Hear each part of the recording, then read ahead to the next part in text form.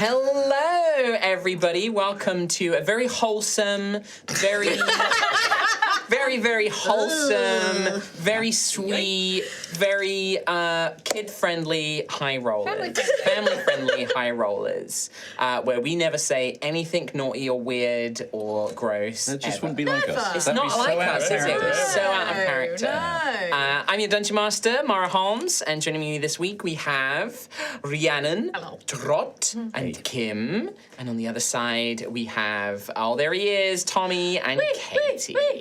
We got everyone here. I thought that was like I thought you were doing guinea pig noises. Be friendly. I don't know. Nice. Literally not too much to talk about. What? Not too much to talk about this week. No big announcements. Just going to remind folks that prints are now available on our merch store. Prince. It did sound like you said Prince. It did. Can't be available. That reminds me of one of my favourite jokes in Animaniacs. Yes. The fingerprints. Yeah. Fucking amazing. No thanks. Anyway, the prints, He's dead. the ones that have us on by Magneto, the amazing Heroes of High Rollers prints are available on our merch, so you can get them in different sizes. You can go all the way up to A1, I believe. You can also get them framed if you would like as well. They are all available on the merch store now. And then the only other thing to mention is don't forget there is a behind the screen available on our Patreon and for YouTube members, Twitch subscribers, Patreons. Yes. Everyone. And if you give us money, you've got access to it. All you got to do is link your Discord. account on the Discord, and you have access to it, and every other previous episode. Even if you've been gifted a sub or membership, That's you'll true. have access to it. Just link it up. If somebody wants to be generous and just gift a load of subbies, you can give everyone access to all those lovely behind the screens. That's right. And yeah, we basically talk through the recent arcs. Obviously, a lot of discussion on the most recent stuff. But yeah, go and check that out.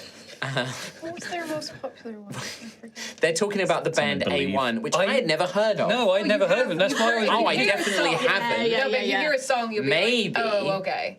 Yeah. Maybe. I'm A1. There's one other thing. I prefer B2. I'm A1. That's their number one song. I'm too That's late it, to- by the way. No, it's not. It's not. I'm you too. Because there's also one last thing. What last thing? Happy Pride Month. Oh, that's true. Happy Pride.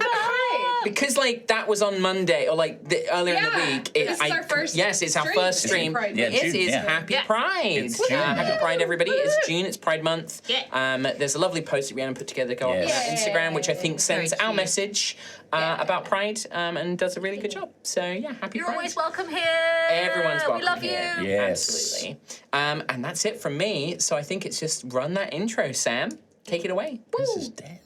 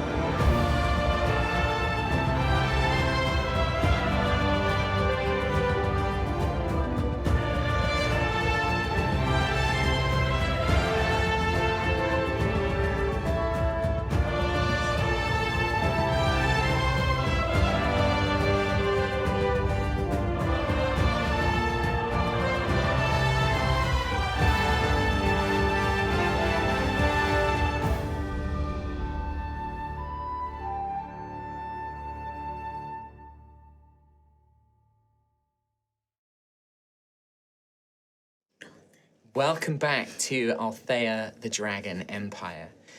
Rexanath, Oregon, brother of Xanthias, was sent to Ashen Rest to find Xanthias and either convince him to return home or take him there by force. Under orders by their father, the powerful gold dragon Oreganus, the pair met, along with the other heroes and their allies, Malady and Benedicta, on the outskirts of the Ash Hills, and a terrible battle took place. Overcoming the anti-magic zone protecting Rexanath, the battle continued, with Rex turning his attention to the healers and allies of the party, and a dangerous back and forth was set forwards, with Rexanath dealing tremendous damage as the party heal and protect each other. Fate jumps between both sides, with powerful blows being struck by both sides of the conflict. Xanthias flies in to protect Malady and Benedicta, pushing Rex back and managing to counterspell a powerful attack that would have likely killed one of the sisters. Daisy lands the final blow with an arrow from Lumeros, her magical weapon, which causes an overload of crown steel power to flow through Rexanath and nearly takes out Ophelia and Gruff. But Xanthias manages to grab his brother and fly away from the group as they attempt to disable the crown steel weak points at range. As the power fades, Xanthias makes the choice to finish off Rex, ending his suffering and fulfilling a promise made before the battle began. We find ourselves in that scene still. And I would like to just touch base, it has been a week, but a little reminder of where everyone is, what everyone's reaction to the events that have just taken place are, and just kind of get yourself in that mindset and in that place. You can think about it whilst we roll fate, because I always forget. But do have a think about it. Think about a little scene that was set up. Good God. Jesus Christ, every week. He's out his entire tray. I asked him if he wanted another tray for his stuff, and he went, no. Yeah, I has to rolled do- a 6 because these Rune Fable dice. Just You're always love getting me. sixes. Guaranteed. Wait, that's all sixes. No. Oh, no, it's not. Tom. I got 3. Oh, well, that's a dice for me. That is. I'm rolling our lucky toad dice available on Dispel, and I rolled a 3. That's another dice for me. Thank you. Chris Trott. I rolled a 6. Oh, lovely. A dice for you. 2. Oh, always Oh, got but my it's back. gonna Thank be you, Rhiannon. Steven. Strong, stable. Come on, Stephen. It is even Steven! How does this Steven, keep Steven. happening? Steven. What are the odds of 50-50? So, I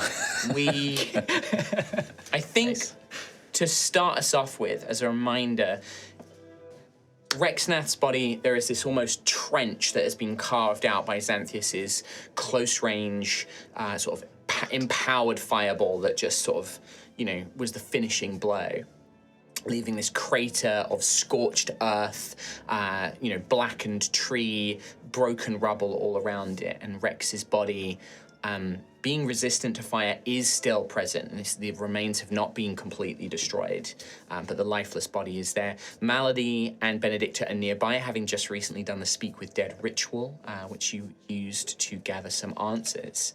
The air, it is a pretty warm sort of summer's evening.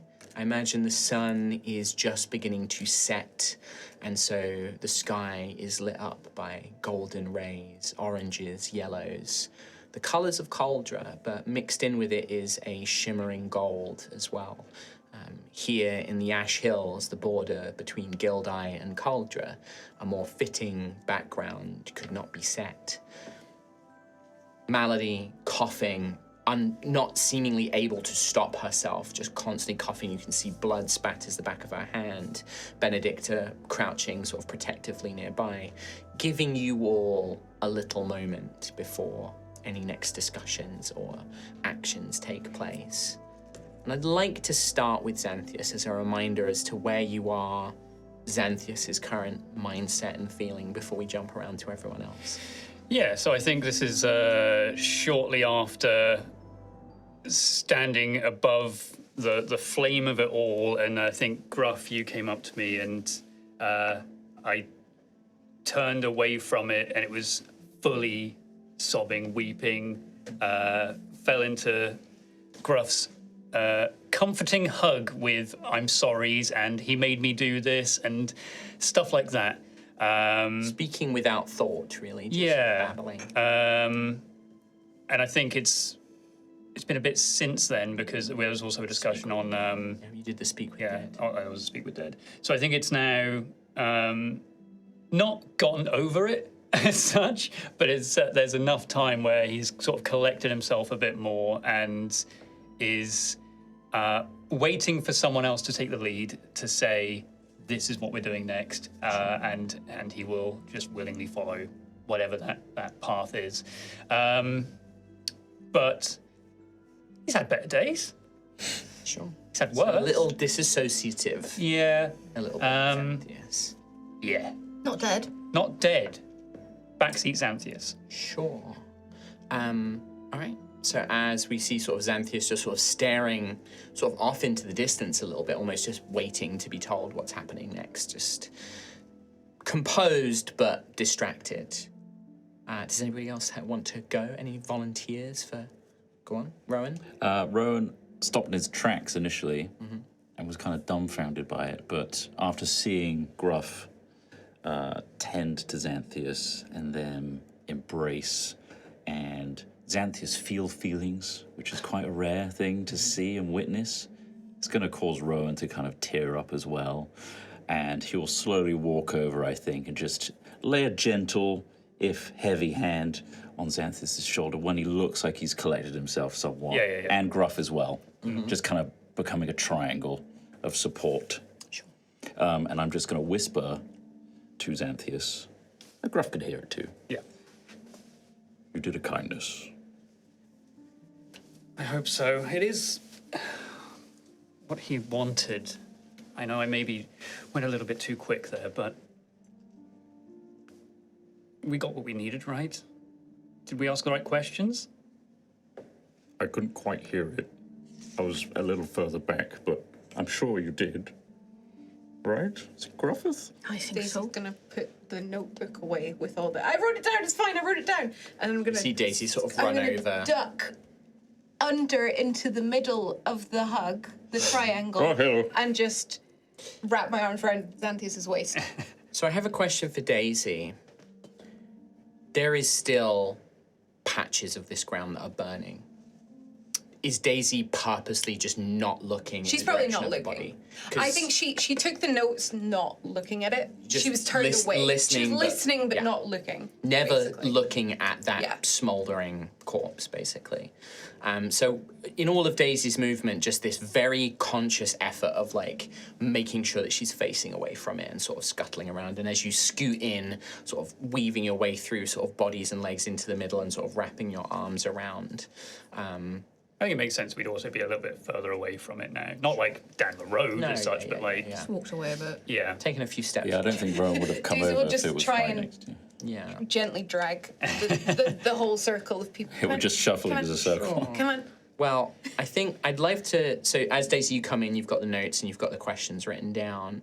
There's sort of this foregroup. I'd love to come to Gruff, and then I think I want to jump to Ophelia as a little bit of who's a bit separated for now.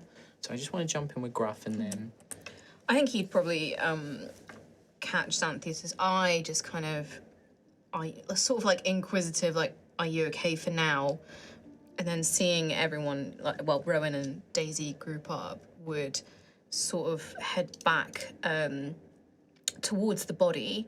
Are Malady and Benedicta there? I guess they're kind of... they're just off to they the did the side. spell. Yeah. So Malady, you can tell Gruff. No roll needed for this. This combat, this battle, her injuries, the limits that she pushed herself with her mana zone has had a great consequence. Like, she is very unwell. She cannot stop coughing. You can see that she is somehow paler than she normally is. She is just sweat. She is glistening with sweat, as if she was almost running a fever. And you can see that Benedicta is crouched next to her. Not irreversibly so, but she is just so tapped out. You know, she has reached her absolute limit in this fight, basically. And Benedicta is sort of kneeling next to her. And you can see Malady is still trying to speak to her sister and is pointing towards the body. And you overhear a couple of words, maybe like, the body, what was done? The crown steel. And she's like coughing, trying to get these words out. And Benedicta is like, shush now, stop speaking. We can deal with it, stop, you need to stop. Sisters, sorry for interrupting. I just wanted to ask if you needed any healing or aid or anything. Benedicta looks at you with the most pleading expression, but there's a sadness. And she softly shakes her head. Malady goes to speak, and for the first time you actually see Benedicta, like, clamp her hand on her sister's shoulder and just be like, Malady, stop. Just stop. Thank you, Gruff, but there's no healing that can help this. We've tried multiple times. Magical healing doesn't help. Restoration spells, nothing. She needs rest and fluids and to not move or speak for some time. Okay, well, I'll get Rodri in the cart round. But I was thinking before that, well, firstly, do you need at least, a little bit of healing to get you back? I'll be all right. If anything else, you're looking worse than either of us, Gruffith. Yeah, Gruff is bleeding profusely. Breeding? Bleeding, yeah. I don't have any divine power left in me, but once you've seen to yourself, there is one thing you could do, just hot water and these herbs, and she gives you like a pouch of herbs. Oh. It's medicine, alchemy that will help my sister. Absolutely. I mean, I can give you water now or anything like that. It needs to be mixed hot water, but I don't know if you have a magical means to heat water and something like that. Elementals? Yeah, that would do. Yeah, be able to like heat like a little pot of water, and there's the campfire that Rowan's got going. That would be incredibly helpful. But please see to yourself first. Oh, I'll hold out for a little bit. The body. Yes. I am going to abide by Rexanath's wishes, and I'm going to destroy it, so nothing remains. Is there anything you need to do further? You see Malady like clutch the sort of like robes, like, we must examine it first. Something unique. Okay, sisters, I'm going to go make this bevy for you, and then when I come back, just know that I will be destroying the body. So... Malady's nodding weakly, and Benedict will say, if you need assistance, as I said to Xanthias, I'm more than happy to help. Tend to your sister. She will be all right once we get some medicine and she rests, but this will be grisly work, and not for one man alone. And I'll go and I'll sort out this drink. Ophelia, you have been maybe a little separated, because I know at the end of the last one, you were perhaps the most cautious, or the one who was perhaps the most, not horrified, but certainly the one most disturbed, maybe, by what you had seen. And there's several things, I think, that you would almost notice being sort of separated to all of this. One, as you notice, like, those remains are not destroyed. A skilled necromancer in Osseous would be able to use that body and be able to probably return it to some form of life. So definitely work still needs to be done there if Rexanath's wishes to be followed. But you've been around bodies and corpses. It's not really anything that bothers you. But you can now see sort of Rexanath's body sort of stead to the side, laying on the ground as scorched ground. You see gleams of like metal running through the muscles. The bones are ridiculous, like thick. Like, this is not a body, this is unlike a body you've ever seen. Yeah. And you would also notice, I think, before anybody, and for Xanthias, I think that the trauma of everything that's happened and the distraction and everything else, you've not picked up on this yet. Sure. But I would say probably about now is when you would start to get that feeling, because there are still 2 chunks in Rexanath's body. You remember the last thing you probably would have seen was him beginning to overload those 4 glowing points in his arms. 2 of them were destroyed. Daisy and Malady managed to destroy 2 of them, but 2 of them are still intact. And you can see sort of jagged, hidden, almost like bound to the bone and like wrapped around it like a plate. And you can see musculature and sort of embedded deep in the body, these chunks of crown steel. But the other thing you notice is that running from those points, those like chunks, those weak points, wire, very thin, but it's made of crown steel. Wow. The wire itself has been sort of connecting throughout the body running like veins. And I think that's why Ophelia, you notice it without needing a roll or anything. Because during the fight as well, when I was raging, I picked up that he was being enhanced by something as well. Yes, Yeah. absolutely. And like, there's a mixture there. Like, you can see that there's definitely alchemical. You know, the muscles are too big, but there's also almost like acid burns on the inside and like stretch marks and things like that. But also, yeah, you could tell that there was a magical crown steel enhancement as well. Yeah. But I think like we kind of see you separated, and you're sort of looking at this body, and you pick up on some of those things. I think in Ophelia's mind as well, the nature of Rexanant's death was so deeply personal and so innately destructive that it's kind of disturbing on that level where it's like too intimate that she feels like she shouldn't have seen it. You know what I mean? It's like That's one of the these thing that's moments kind of, yeah, I see. Yeah. Because I guess for you with Osseous, like, death is not anything that's really disturbing like death, No. but it's very impersonal. It's Yeah. business. It's infrastructure. This was so emotive and emotional for both of them, and it was so personal. Yeah, I love that. I love that. So I guess she'll be wiping her blood off Veracity, cleaning up, like fussing with her hair, getting herself all sorted. And as she walks up to Rexananth, she'll go past Xanthias and just put a hand like on your shoulder and just like nod to you as like not really saying anything, but just like I understand, like I get it kind of thing as she like walks past. And she'll like sort of crouch down and look at Rexananth and just this body is beyond anything I've ever seen. There's so much crown steel. And I think that Xanthias, for you, that sort of, not pull, but that sense, like you can sense that there are two pieces still in there. And that gold dragon blood that lets you kind of gather the value of metals and things like that. You don't think that the pieces in Rexananth are particularly pure or like value, but they're good. They're like standard sort of refined crown steel. But certainly not the piece in you and the piece that you remember you found during Crownfall. Those were exceptionally pure, very, very high quality pieces. These are a little bit more common, more akin to like what the Reclaimers in the Ash Hills were gathering, like lower quality to like standard quality. But you are getting that like sense that they are present, and if you were to maybe get too close, it might. So are there, like the other two, because there were four, are these, like the other two then, destroyable by... Certainly could be. The fireball didn't destroy them. No. Because they weren't targeted directly. Daisy shot an arrow, and I think that you can see it now, Ophelia. They're like metal plates, and when Daisy's arrow struck it, because it was a regular arrow, it wasn't radiant damage, it's cracked the plate, and the metal's almost gone quite dull. Yeah.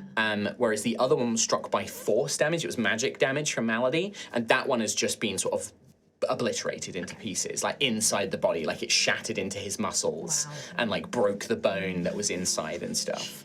Whereas the other two are intact, basically.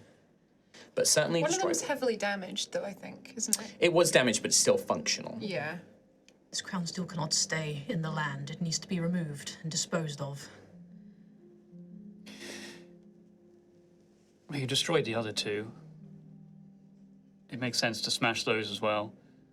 Is that okay, Xanthias? Either that or I take it, and I don't think anyone wants me doing that. I don't mean the crown steel, I mean your brother.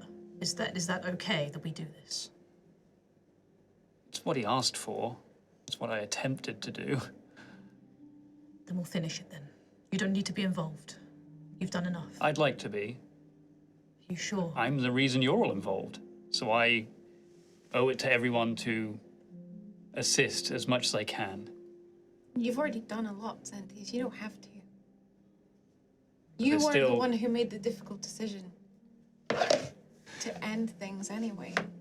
But there's still so much more to do. This day is not over. This tale is not finished. It's only going to keep haunting me, and by extension, haunting you. So I'd like to help. At least for Rex. Gruff, you've come back. You've given off this like heated medicinal mixture to Malady, who is just almost gulping it down. And Benedict's like, stop rushing. Like, slip it slowly. You're not supposed to drink it all at once, kind of thing. But in between drinks, she sort of has Benedicta help her over, and you can see that she's now analysing the body in the same way that Ophelia is, like looking it over in between coughs, scanning it, examining it, and just seems to be taking it all in, basically. But certainly there doesn't seem to be any objection to whenever you guys want to actually finish the remains. Can I just suggest that if you are removing or destroying the crown steel, we do it from some distance. It's quite a volatile substance, and I don't know particularly what caused that explosion at the end there, but I don't think we want to risk another. Or at least standing in the blast radius. There are scorch marks, and Gruff's whiskers are curled. I think, Gruffith, there is no more danger of an explosion. There were runes. I can see them now, etched into bone, onto the plates themselves. There's fine writing on the wire. This is incredible work, awful, abominative work, but I've never seen anything like it. This was a failsafe were Rex to ever be attacked. It was one last weapon to be used against those who managed to overcome him.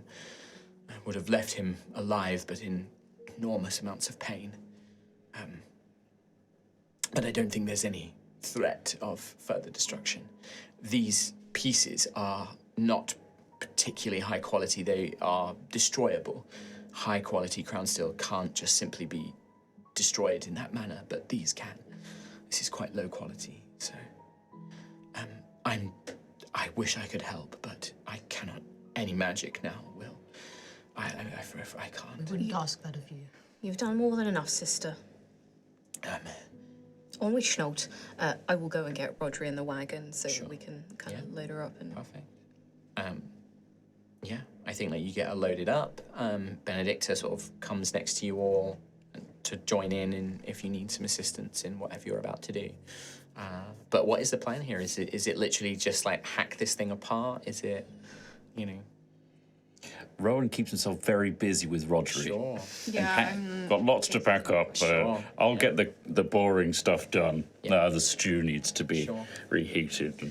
Yeah, I imagine that Benedicta would actually physically carry Malady as well, like against much protesting, like and sort of like stop it. But like Benedicta is just like nope, picks her up and carries her and literally puts her in the wagon, and then returns to you all. And so I imagine Rowan and Daisy, you maybe kind of go with them towards Rodri and sort of pack the camp up and pack up all your stew pot and everything else, leaving Xanthias, Gruff, Ophelia, and Benedicta.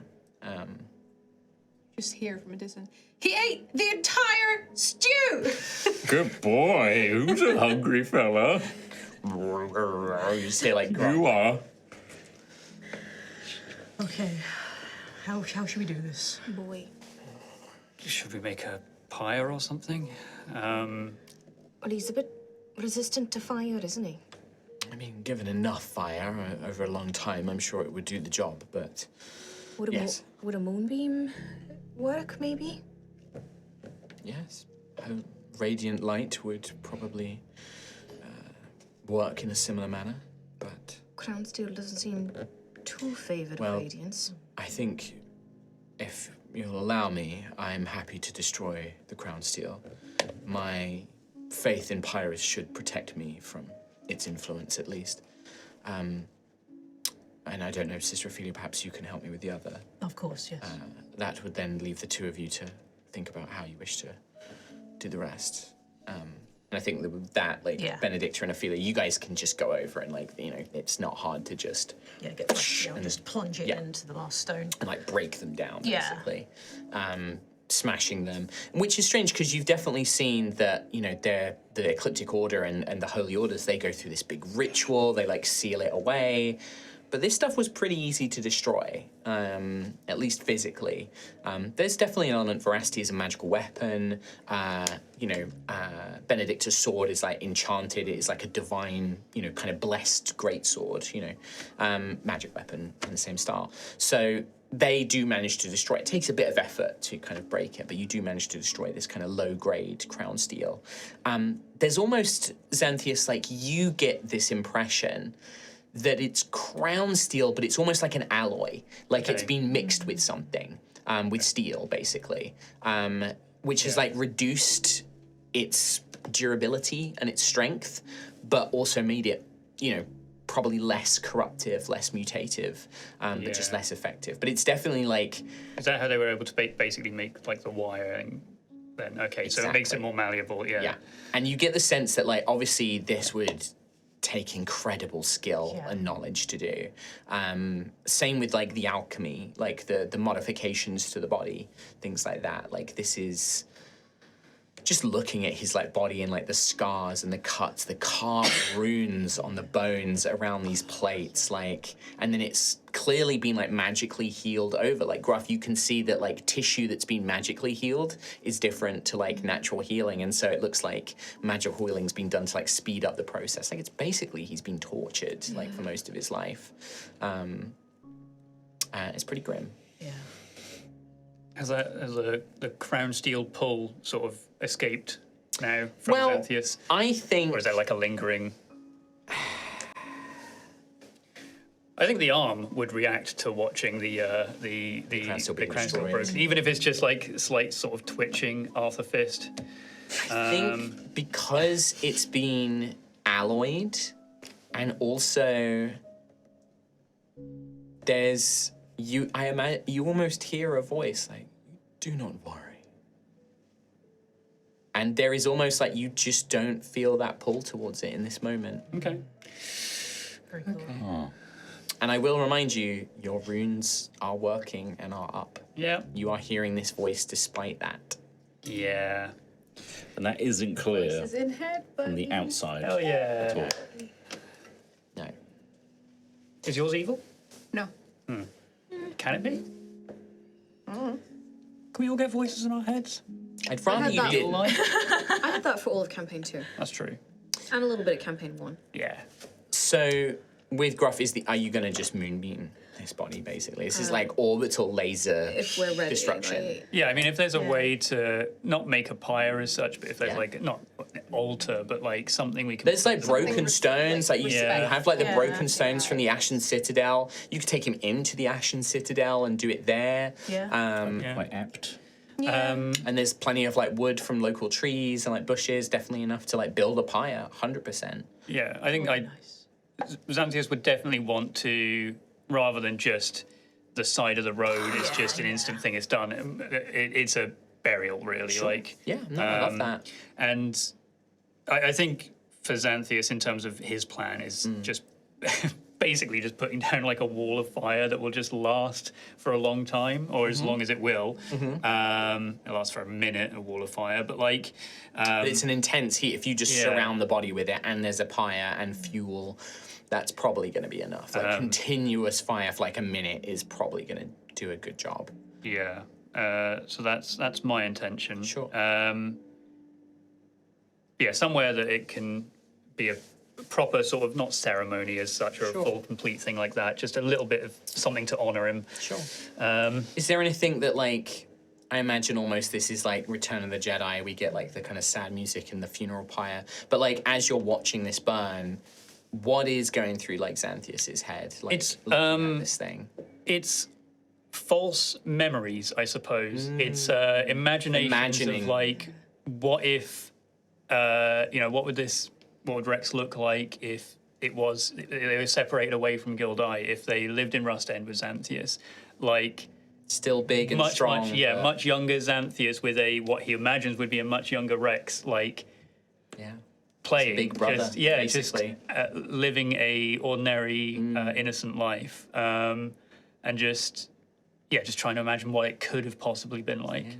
And none of the memories could ever possibly be correct, because what does Rex look like when they were younger? He doesn't know. He doesn't know. He doesn't know any of But it. this is what you imagine. Yeah. This is the imagination. So things like that. Love that. Yeah. I love that. So would the pyre be enough, like, from, or would it need a bit more? More's going to be good. Yeah. But you don't have to. I mean, I'd clear it with Xanthias first, like, because it's a bit dramatic, isn't it? Like, to Yeah. just moonbeam. I mean, it's all agreed on. Like, I know we have to destroy the body, so whatever Yeah. makes Whatever sense. works. Yeah. So, I guess as the fire goes up and the moonbeam comes down, Gruff will just start almost to himself at first, but kind of as it goes on, gain confidence and sing loud. And he will sing again the song that he sang when Ophelia was laid, laid out at Tyria's rest when she first died. And you would recognize it. It is that lament. It is that ode to our fallen, the tide going out, and it is the funeral song that you would recognize. Yeah. Love that. Benedicta, standing sort of beside you, having helped done this, will just say, I know you are not all believers of the Scions, so I will not speak a prayer to Pyrrhus, but I will say this. The evil that did this to this young man, the light will bring it to justice. Those with blade and spell, those with strength of conviction, such an abomination, such an evil, such a cruelty cannot go unpunished. And may the gods and the Scions and all the powers that be in this world or beyond give us the strength to see that done. She will bow her head and nod. Did she say anything or just stay silent? So, if anyone deserves another chance, it's you. Okay. And we see Rowan and Daisy back at the sort of wagon, sort of seeing this in the distance, but not wanting, not a part of it right now. This kind of quite gruesome and quite brutal scene. But what about you guys? Rowan steered Rodri's head Away. and it's like, oh, look at this over here. And he's looking over his head at the moonbeam and And the fire, like fire. This column of like ring of fire, and then just an orbital cannon of light coming down in the middle of it. Like it's quite a beacon from any sort of distance. Daisy. I worry about Xanthias. I think we all do.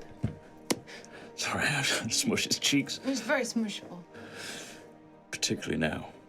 You saw what happened in that battle. Yeah, His arm.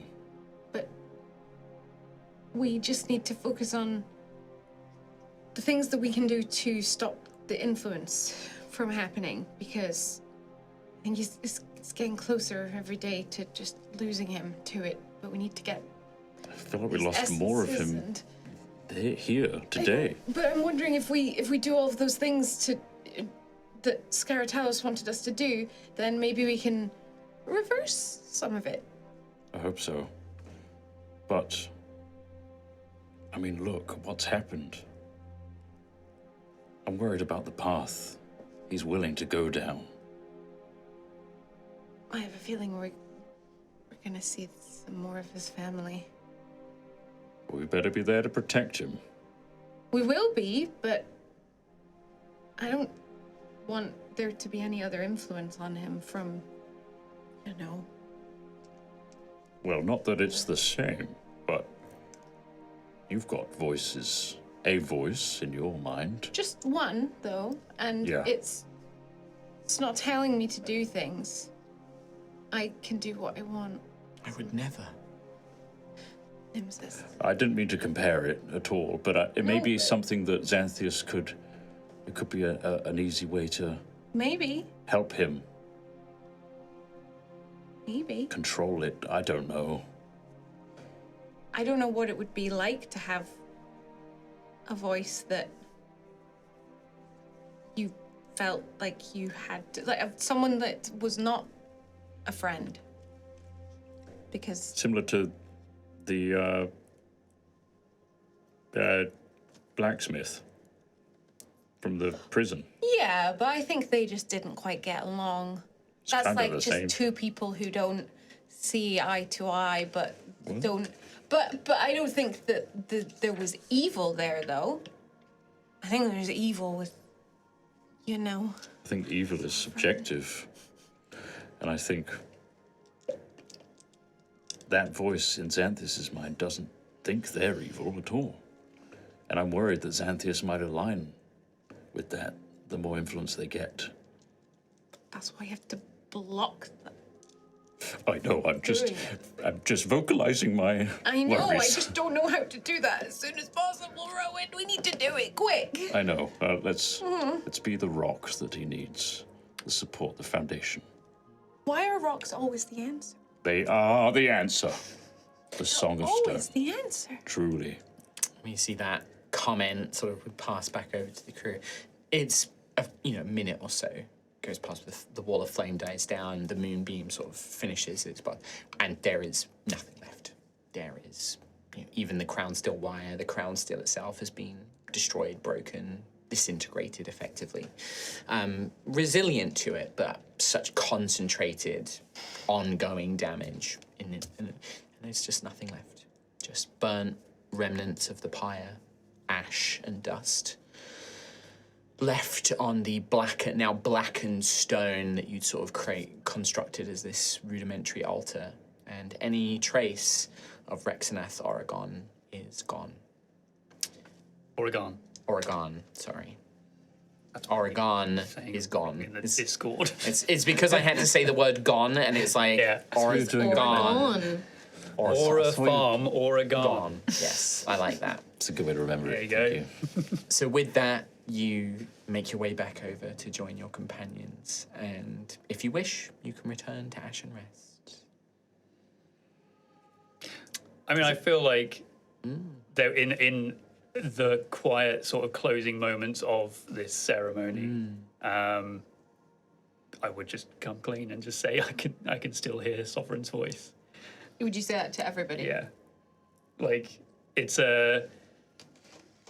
something he just absolutely has to get off his chest, literally. Like when everyone is around, I would just say it. Rowan shoots a look to Daisy. Daisy shoots one right back. It's happening. Even though the runes are still there, I've bolstered them, I strengthened them, I haven't dropped them at all, except, well, in the fight, but I can still hear him speaking to me, and I don't know what that means. Malady, I don't know what that means for the ceremony. I think as Malady is out cold. Like Right. when she was put in the wagon, she just passed out basically. So I think that as you come back, Benedicta is awake, but Malady In is that case, just I would out have cold. said that to Benedicta instead. The plans we'd made, the essences we'd gathered, I don't know. I hope they do, but I don't know if they will block Sovereign as strongly as we expected anymore. Xanthius, that is a great question for my sister when she is awake, but I'm afraid that is beyond my realm of knowledge. That sort of thing has never been my strong suit, but Malady will know what to do. When she's better and she's awake, we can speak to her about it. You did what you had to do to survive, and if you hadn't, you wouldn't have been there to save me, to save my sister.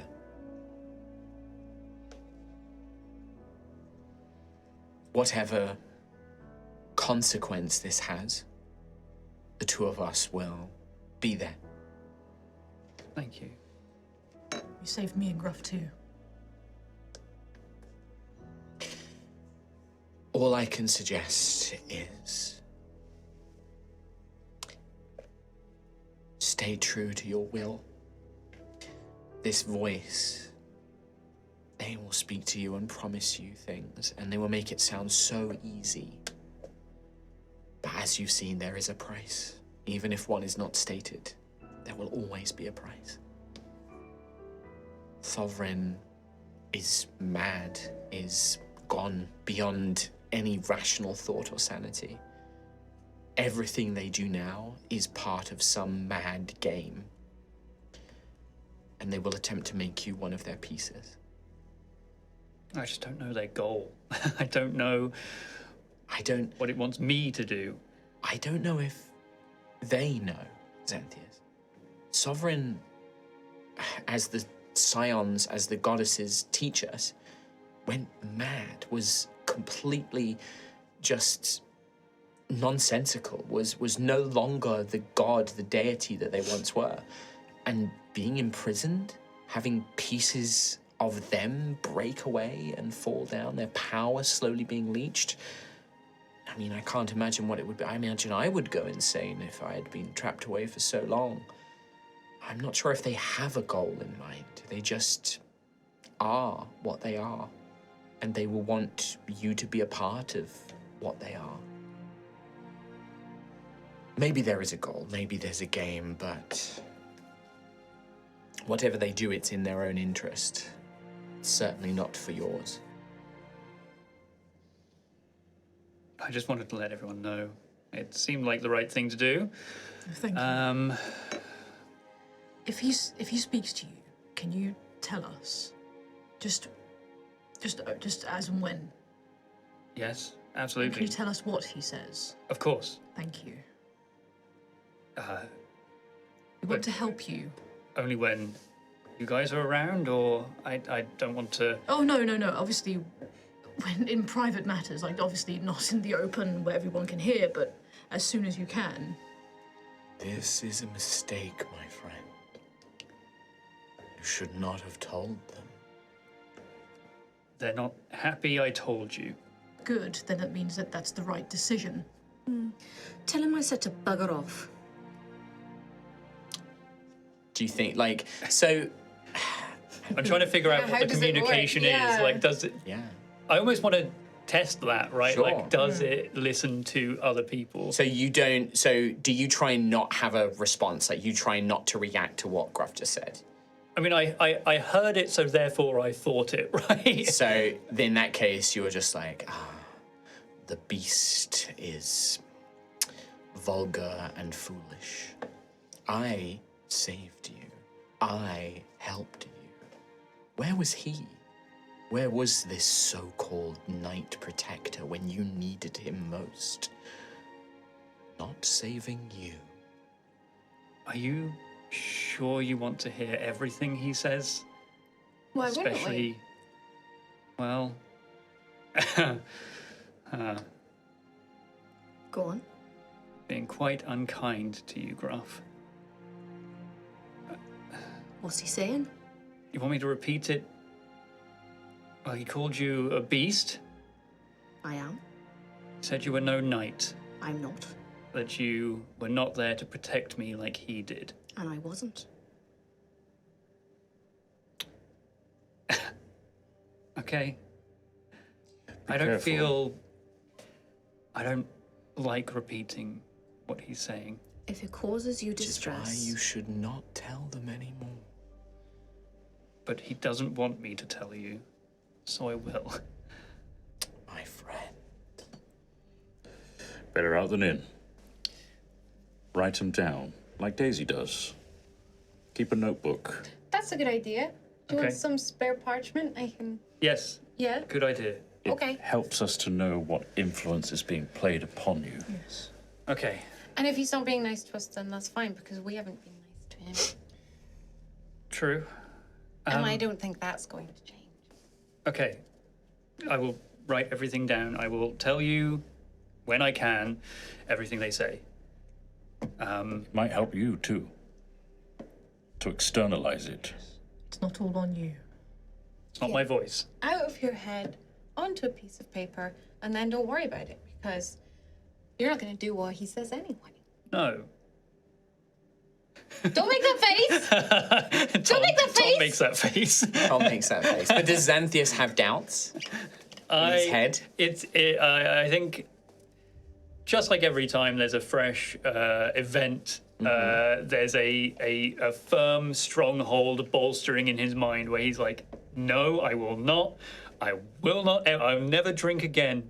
Yeah. And then there's that little part of Yeah. him. it's Friday.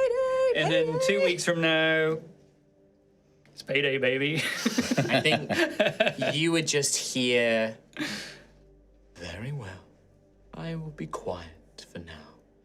But you know, my friend, I am here if you need me.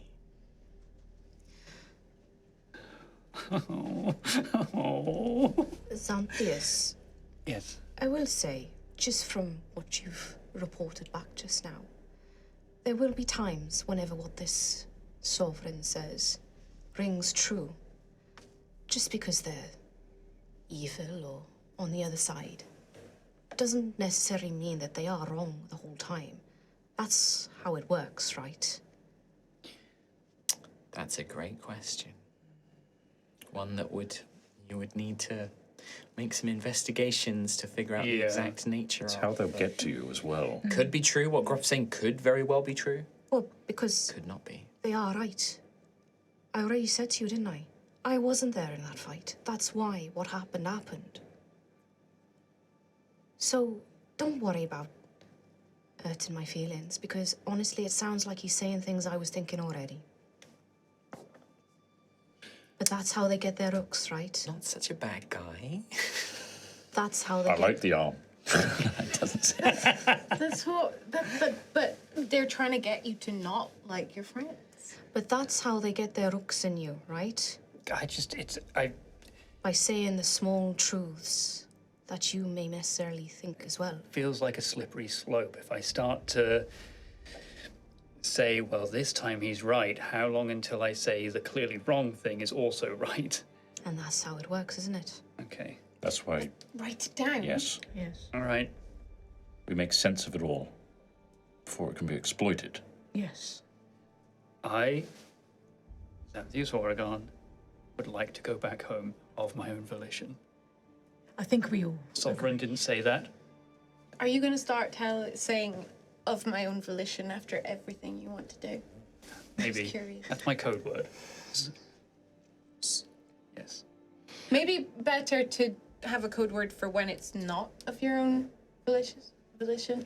It's like Of their own volition. Maybe it shouldn't be something similar. maybe it should be. I don't know. If you want to do, but you wouldn't tell us. Would you tell us? I'll point at my head when it's Xanthias. I'll point at my chest when it's Sovereign. I don't know how this works. Ophelia, Yes. I know we've done what we did with Rex. I feel like you know better than most. No way to recover. No way to... There was nothing left. Scattered to the wind. He is no longer hurting anymore. The pain is gone because he is gone. They haven't gone to the Greylands, have they? No. I'd have to perform certain rites and rituals, and the Grey Father would have to be involved. Obviously, I can't. I'm not of high enough level to, from a ceremonial standpoint, from a ranking standpoint, to perform the rites myself. I need. It would be a whole thing. There's Right. paperwork, and Okay. it's a headache. So Likely no. Saint Duthea has made their judgment. Saint Duthea, Rexanath was a citizen of Ilmera, was a child of Altheya. Saint Duthea hopefully has appeared, has offered to take them and make them reborn. I can't imagine Rexanath would have been proven worthy to ascend, but perhaps reborn as a new soul. A new Fresh life. start, a new life, no memories, all the pain taken away. Won't remember who they were. A fresh start, Good. a blessing. Yes, A kindness. Yes. of course. In that case, is there any stew left? Oh, Rodri ate all of that. Well, this is the worst day ever. I'll make some more on the way. It's okay. I'm going to sit down now. Yes. That would be nice. Well, you have 4 days of travel back to Ashen Rest. I guess we Sit can't. down in 4 days. We can't giants. We used No, the we've whetstone used too it. recently, right? Yeah. Not the 7 whetstone, days. sorry, the runestone. 7 days to recharge. We spaffed it. So it is 4 days on the road to travel. There is no danger. You're traveling on pretty well-traveled, well-protected roads. You're not too deep into the Ash Hills to worry about beasts and bandits. So the travel is uneventful. The weather is good and stable here in Caldra. It is the end of summer. And unless there is anything you want to do en route, conversations you wish to have. Malady sleeps for pretty much a solid day. Okay. It's out cold. Is On there the signs second- of improvement? Then? Yes. On the second day, she awakens, weak and weary, not able to talk for long, but is able to speak if there are questions that you want to talk or topics that you want to discuss. But you have 4 days, and that includes camping at night and times to reflect. You may all take a long rest. Hey, 1 hit point. Does my temporary arm dissipate? Over those 4 days, the spines, almost like a lizard shedding, the spines kind of become brittle and it's quite painful for you, but it kind of breaks away. The musculature sort of deflates and that arm is left feeling quite weak. But over the next 4 days, it basically returns to how it was before the temporary boon was given. Damn it, that was my Jorkin arm. He's got, I mean, no, that was fair. That was, Tom, that was justified. That sigh, that just, like left field. especially after just the RP we've all just had. You're the fucking worst. Yeah. Anyway, The scales are once again balanced. scales are balanced. But yeah, so if there is anything you want to do over those 4 days, otherwise I will just skip ahead to you guys re-arriving back in Ashen's Rest. But this is, if there are any checks or spells or anything that you would like to do or conversations you would like to have, this is your opportunity to do so. How is everybody feeling? Just general, just vibes. I know the day was rough. Hello. Gruff for once is lying in the wagon with like a handkerchief over his eyes because like he almost went down twice in that fight, and he's like, even though he's healed and all that, he's feeling his age. Yeah. He's like, I am fucking knees tired. hurt, Everything Everything hurts. hurts. He feels a bit battered. His whiskers have been singed. Like, and now that there's no immediate danger, he's like having a heckin' nap. Nice. Like, Well yeah. deserved. For the entire duration. Yeah. At least for a couple of At days. least he's not necessarily asleep, but he's just lying in the wagon with a handkerchief over his eyes. So is this like a day or two later? Yeah. Everybody feeling good? Rowan, you feeling okay? No, No. no. What's wrong? You're, Well, tell me Xanthus- everything. Everything. Everything has happened. Oh wait, it's everyone here. Sorry, I'm just Yeah, trying to everyone piece here, together. everyone Yeah, here. you guys, Yeah, you guys are all Like- traveling together. Yeah. Like, assume any Yeah. conversations, unless you say it's a private conversation, are happening Just getting a with sit rep everyone. on the vibes, seeing how we're all getting on. Well, I'm worried, obviously, and about you, Oh, right. about the journey we must go on. It's quite important and also comes at great risk to you. Wait. And time is of the essence Where? to solve your issue To and pursue what you'd like to pursue, your father. Gildeye? Yeah. Or wherever they're based now. I think we need to see this to its end, because there's a great evil. If they're making that of your sibling, what are they doing to someone that isn't related to your father? Does everyone want to go to Gildeye? No, I don't want to at all. I'd love to visit to see you in your home place. I don't want to go there for the reason we're doing. However, As I understand it, Xanthia's Guild has never been your home. You did not grow up there. No, I just. Do we want to pursue Oreganis? I think that there is, forgive me, but that is too soon. Going straight to Gildeye, facing Oreganis, we cannot do this. Rex and Ath mentioned other siblings in Kelscarris, I believe. That is where we should turn our attention. Whatever plans Oreganis is working towards, there is clearly something. There is a greater plan at work. We should focus on that first. Oreganis is beyond our touch, both as a combatant, as an enemy, but also politically. Oreganis is one of the most powerful and influential gold dragons in Gildeye, perhaps second only to the archdragon themselves, who is weak and is politically unfavored. Oreganis will be a great foe. But for now, If there are plans in Kelscarris, we should turn our eye there. That certainly is my suggestion. And is this something we need to inform Obsidius, Duke Ignarius about? It sounds like it could break out into war, potentially. Obsidius, absolutely. Ignarius, that will start a war. Yes. I concur with Xanthius. Ignarius is brash, is reckless. We tell him what Oregonus is up to, he will challenge him, he will fight him, and I do not think that is a fight the Duke can win. No. But also, it will perhaps cause Oregonus to accelerate his plans. Obsidius is more, well, thoughtful, more meticulous, although I do also have my concerns. His mother was corrupted by Crown Steel. He has seen its power firsthand. He's an ambitious, powerful magician. But... So, Xanthius? Yeah, they're quite alike. I've been practicing, by the way, with the spell.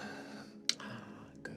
I think I would have said that after this, like, Yeah, try and get some practice in, yeah. Good, good. To finish the thought. Yes. No, I'm not okay. No. However, I can't think of a place I'd rather be amongst my closest friends, doing what's right. I couldn't see myself just walking away from this now.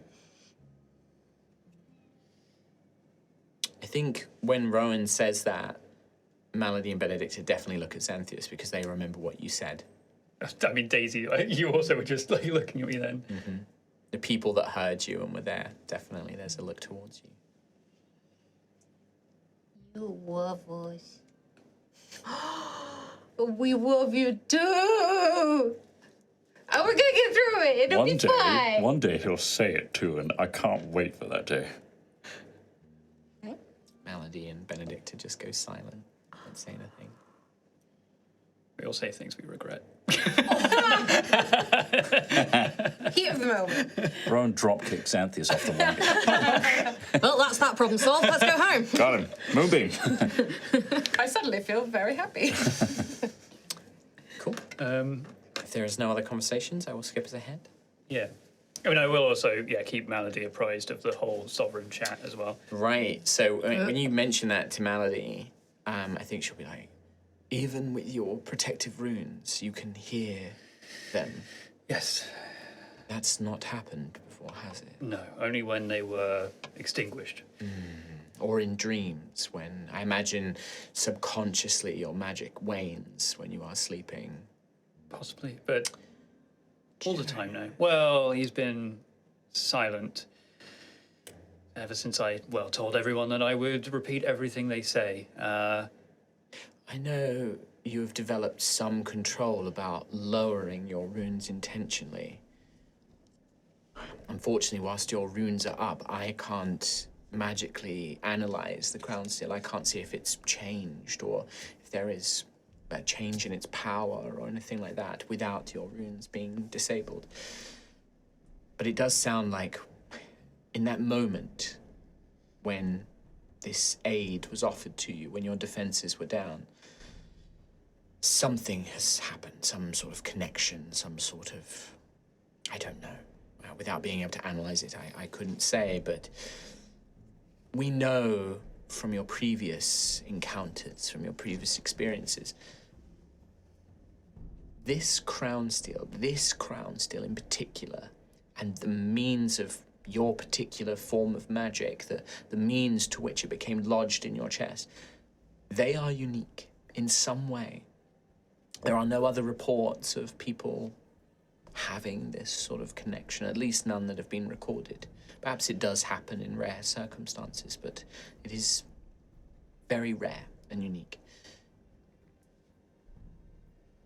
So there is something, but whether this development simply means that he can bypass your runes, what I would tell you, I suspect that they cannot hear what I am saying unless you actively think about it.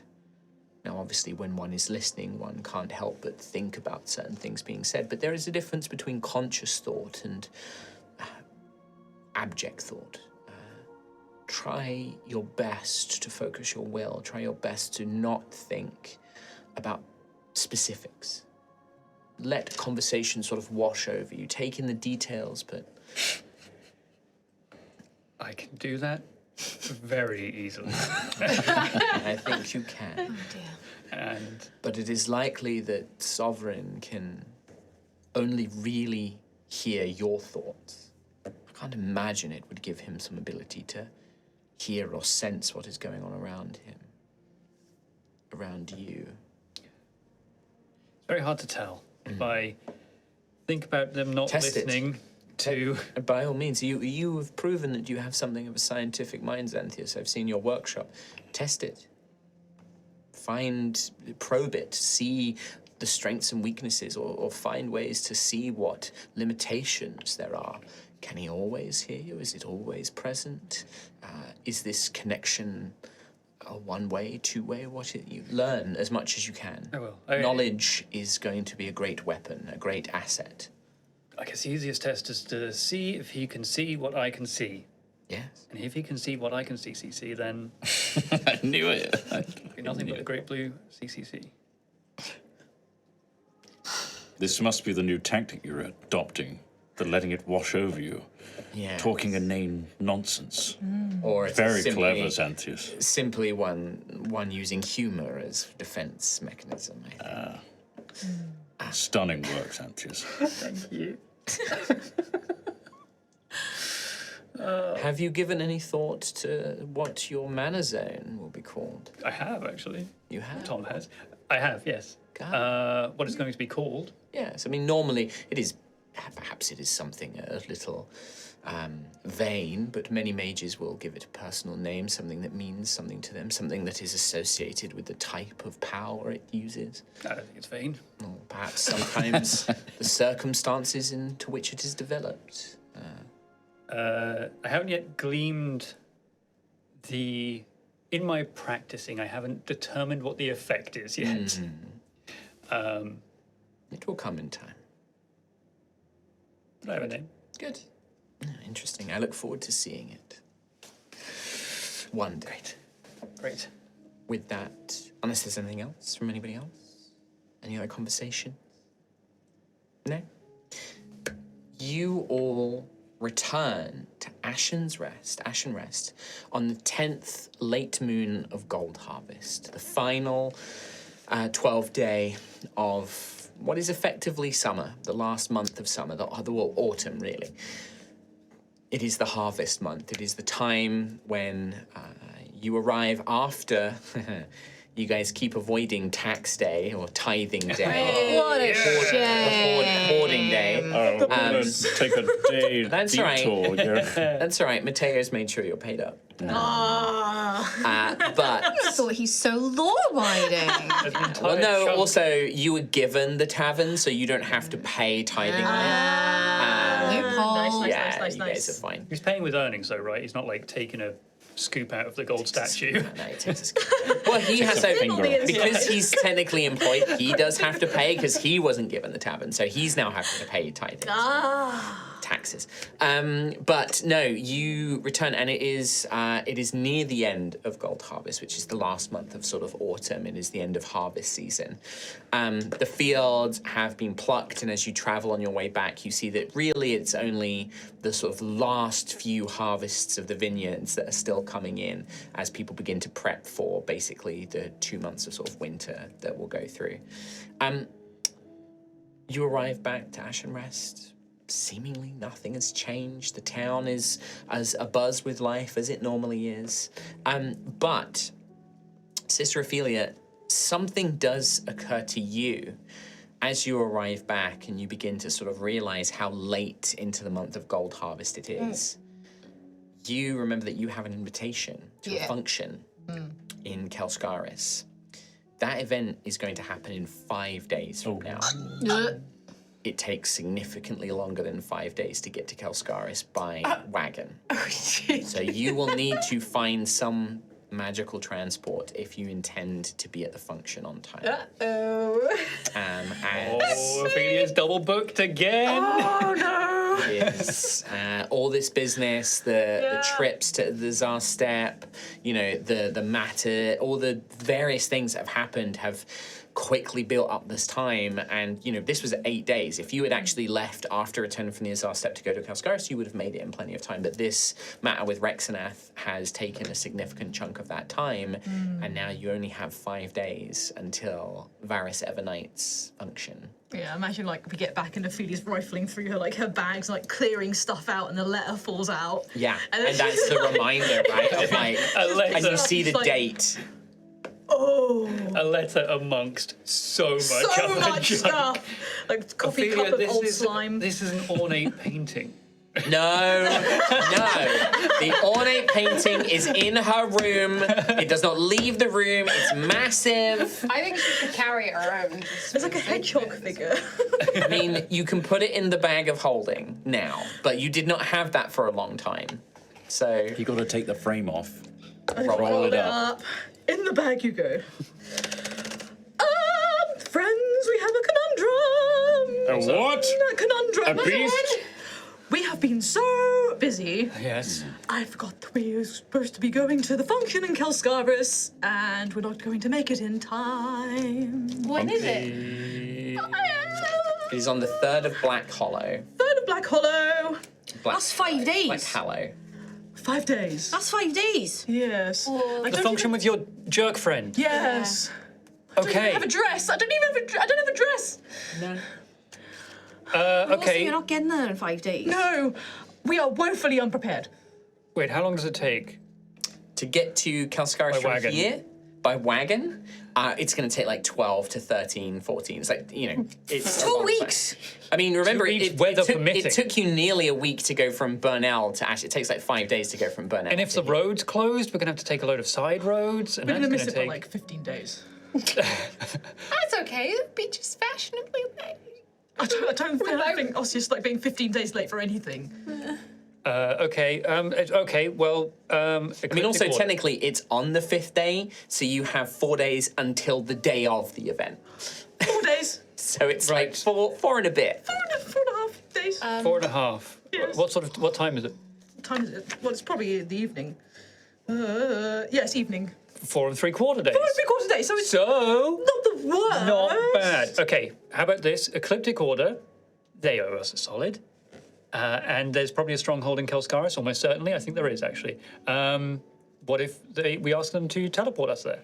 Better than my idea. What was your idea? Moving the Rune of Hearth and Home, the big one, to Kelscarris, and then using the small room to get there. I didn't think of how to move the big one yet. Yeah, that would We don't probably have time take 2 That would weeks. still Yeah. take 2 weeks. Would it? We'd be a month Yeah, late. because we'd need to move. But it would roll. Also, by the time we're there, so we wouldn't need to use Yeah, it. go back again. We also need to find the Greylands essence as well. And my shrine is here. There may very well be a shrine in Kelscarris. There will be a Varys shrine in Everknight Kelscarris. I don't likely want to has use something. Varys's shrine. It's probably way nicer But if than you mine. steal Oh, no. essence from them, then Ophelia, that no. I could steal his essence. He's probably got tons. that No, would because that suggests that he's better than me, and he's not better than me. He's No, so much no. worse than me, actually. He stinks. Well, we might not have to he's from see him House of unless we Rocks. figure out how to get there. You could well be, actually. Yes, I like that. Good joke. Ofsius would like that joke. Very well done. Oh, I unfortunately, Ophelia, you would know that he is also of the House of Blood. He is not of the House of Rock. I was joking. No. Taking I'm it. just making sure that it's clear. He is very much. He serves a count in the House of Blood. He's Does so good Altheya too. have the science to know blood types? No, I don't think so. Don't think that's really a known thing. Would, I'll reserve that joke. before I start a like to thread hear of it. thought of a possibility, I know what you're gonna ask me. would Gruff remember a tree, a plant? There's definitely. I mean, you would have visited a park in Kelscarris, 100%, Oh, and you can certainly remember enough. You daisy. can visualize it enough for the spell that you're thinking A of. little tiny blade of grass. So, No. I might be able to help out. I've been talking to Spring Art and thinking about you know, how I can use my druidic magic some more, but if it comes to it, I think I might be able to link up 2 trees and transport us between the 2 of them. Wait, you can That teleport. would be amazing. That sounds You fantastic. can teleport from trees. Well, I've never done it before, but I've been talking a lot to Springart and learning some things from her and her Altheya connection to provides nature. again. And I just think Because every single tree is connected. Oh yeah, that's what she says. Are they? Everything's connected to Who says? Altheya. Who connected. says? Suppose. Springhart. Springart, that's what Springart says. That is certainly what Springhart said about the Feywield. Every tree is connected. Is that true? I don't know. But I suppose they have roots that connect to the ground, and then the ground connects the roots What to about trees that are in themselves, tree plant like I big mean, pots, or, like surrounded by concrete or anything like that? What's The concrete? spell might not work for those. Altheya connects us all. Altheya connects us I all. get to decide. Sometimes Maybe I say it doesn't work on potted plants. that connection Maybe is it only works emotional. on natural, planted in the ground plants. So If we're anyway, going by the rules, it's just it has to be big enough that you, Sure. for a person. Here's go the lovely thing though. I get to change the rules. I get to say, fuck that. It doesn't work if it's in a big pot on concrete. Hell yeah. It has to be in the ground. I would like to work very closely with you on this. so we've got There's a a big whole old... I also have a thing of like, I have a good justification on why it works on trees in the ground. Great, I want to hear it. Because also I don't want like, oh, we just put a tree in a plant and then On an carry it around on airship. a wagon or on an airship. I'm like, who nah, would do fuck that? that. Yeah, but I am. Why is that one spell more troubling than any of the other magic? I mean, I think that just allowing non-potted ones is more than fine. exactly. Yeah, that's fine. Non-potted. Also, That's what I mean. Altheya is a world filled with essences, Feywild essences being one of them. If that's how we travel, that's okay. Well, luckily for you, Tom, it's all prepared and ready to go. Well, that's how I learned it from Springart. Yeah, Great. Don't worry. Love I've that. got I you love covered, that. boo. Don't Love worry. that. Well, we've got a whacking great tree out the back. So It is that's- a whacking, yeah. It whacked me Yeah. and you. Yeah, And twice. I do remember from my time in Kelscarris, although I didn't really enjoy it that much, too noisy. Very loud. So loud. Unbelievably loud. Yeah, and so I remember a tree in the park that they had there, because I'd never seen anything of its kind before. Okay, do you know, I'm trying to remember, Kelscarris is in like a A wheel Wheel. shape. Wheel. So here's my question for you, Graf. Hello. When you travelled through Kelscarris, because obviously you were just passing through on your way back, on your way down from Ice The Heart. big travelling, smoke so- kind. Would you? I guess like you. Would you think you would have visited the Ilmeran district because each of the provinces has a district? It would have probably been the nicest place for you to stay. It would have had like foods that you're familiar with, like things like that. But also you could have visited some of the other districts, like the Mist River district or some of the other districts. Or would you think that Gruff probably mostly spent his time in the Frost Hill? Frosty. Yeah, Frosty bit. Frost Hill district. Bit home from home, you know. That's what I was thinking. Yeah. Climate's like magically altered there and things like that. Sounds so perfect. cool. Yeah, so I imagine that there would have been a very beautiful, not wintry, it doesn't snow in Frost Hill, but it's like things are magically kept cooler. Like they kind of have like the opposite of like Cauldron where they keep everything a bit warmer.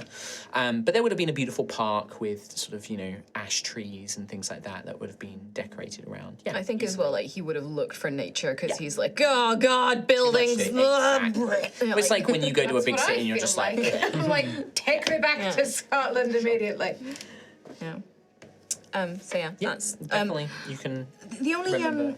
little snaffle is I need an evening. I need to go sleep and prepare my magical reserves. for 3 it. and 3/4 days. That's fine. We Okay. still have 3. That's dress shopping. Might be time for shopping. Perfect. Okay, thank you, Gruff. I That know sounds just the- perfect. Oh, What? Oh, Thanks. yes. Yeah. Pour one I out. Ophelia, I went to the shops here, or the remaining shops. Yeah. It's not very good. Oh, don't say that. Look at it. Gruff made me buy 5 shirts. Look at this. I bought them for you. Oh, they're fraying already. Using the party fund. Oh, I have an idea. The print on this one is washed away What's immediately. wrong with it? It's a It's lot. a very functional shirt. It's got a So- funky pattern got on hole it in for it. you Ophelia, youngsters. if you want to look as good as this, Oh, it's a good colour. you can. We could go to Kelscarris a few days early and go shopping in Kelscarris where there might be more shops. Then people might see me. Failing that, right? Performance of creation, right? Daisy designs a dress. I create it, and it lasts 4 hours. That I don't. So it think could just there's- pop off Could just Yeah, pop off. I don't after want. 4 hours. I mean, I don't don't want to think make that much that- of a spectacle. Yeah, it's quite a risk to take. Yeah. Yes. The Okay. scale. What's the goal here? Also, you Okay. can't make accessories. It has to just be the one dress. It's 4 days, 3 1/4 away from now. We are at the entrance to this function. Yes. Probably shabby doors. Well, Gross it's exterior. Kelscarris. It's going to be beautiful. There's rubbish everywhere. People are leaving saying that was probably one of the most unexciting and boring places I've ever been in my entire life. You're about to cross that threshold to go into this function, if that's what we're allowed to call this sham, to meet. I've forgotten the name. Varys. Evernight. Evernight. Yes. Hell of a name. I know. I know, don't remind me. How do you want to be dressed? What's the entrance you want to make? You want to slam those doors open wide and say, "It's me, Ophelia, Sister Ophelia De La Rosa of the House of Blood." That's a better Yes. name. Well, It's a see, better name. It's got a whole title. I want to look nice. Okay, I want to look really nice. but like, heads turning nice. Give us a vibe. Well, Powerful, beautiful. powerful All is of good. the above. Powerful, beautiful, spectacular, mistress of the undead and all of the beyond. You look like that already, Sister Ophelia. Move on Thank that you, way. too yeah. kind. But more.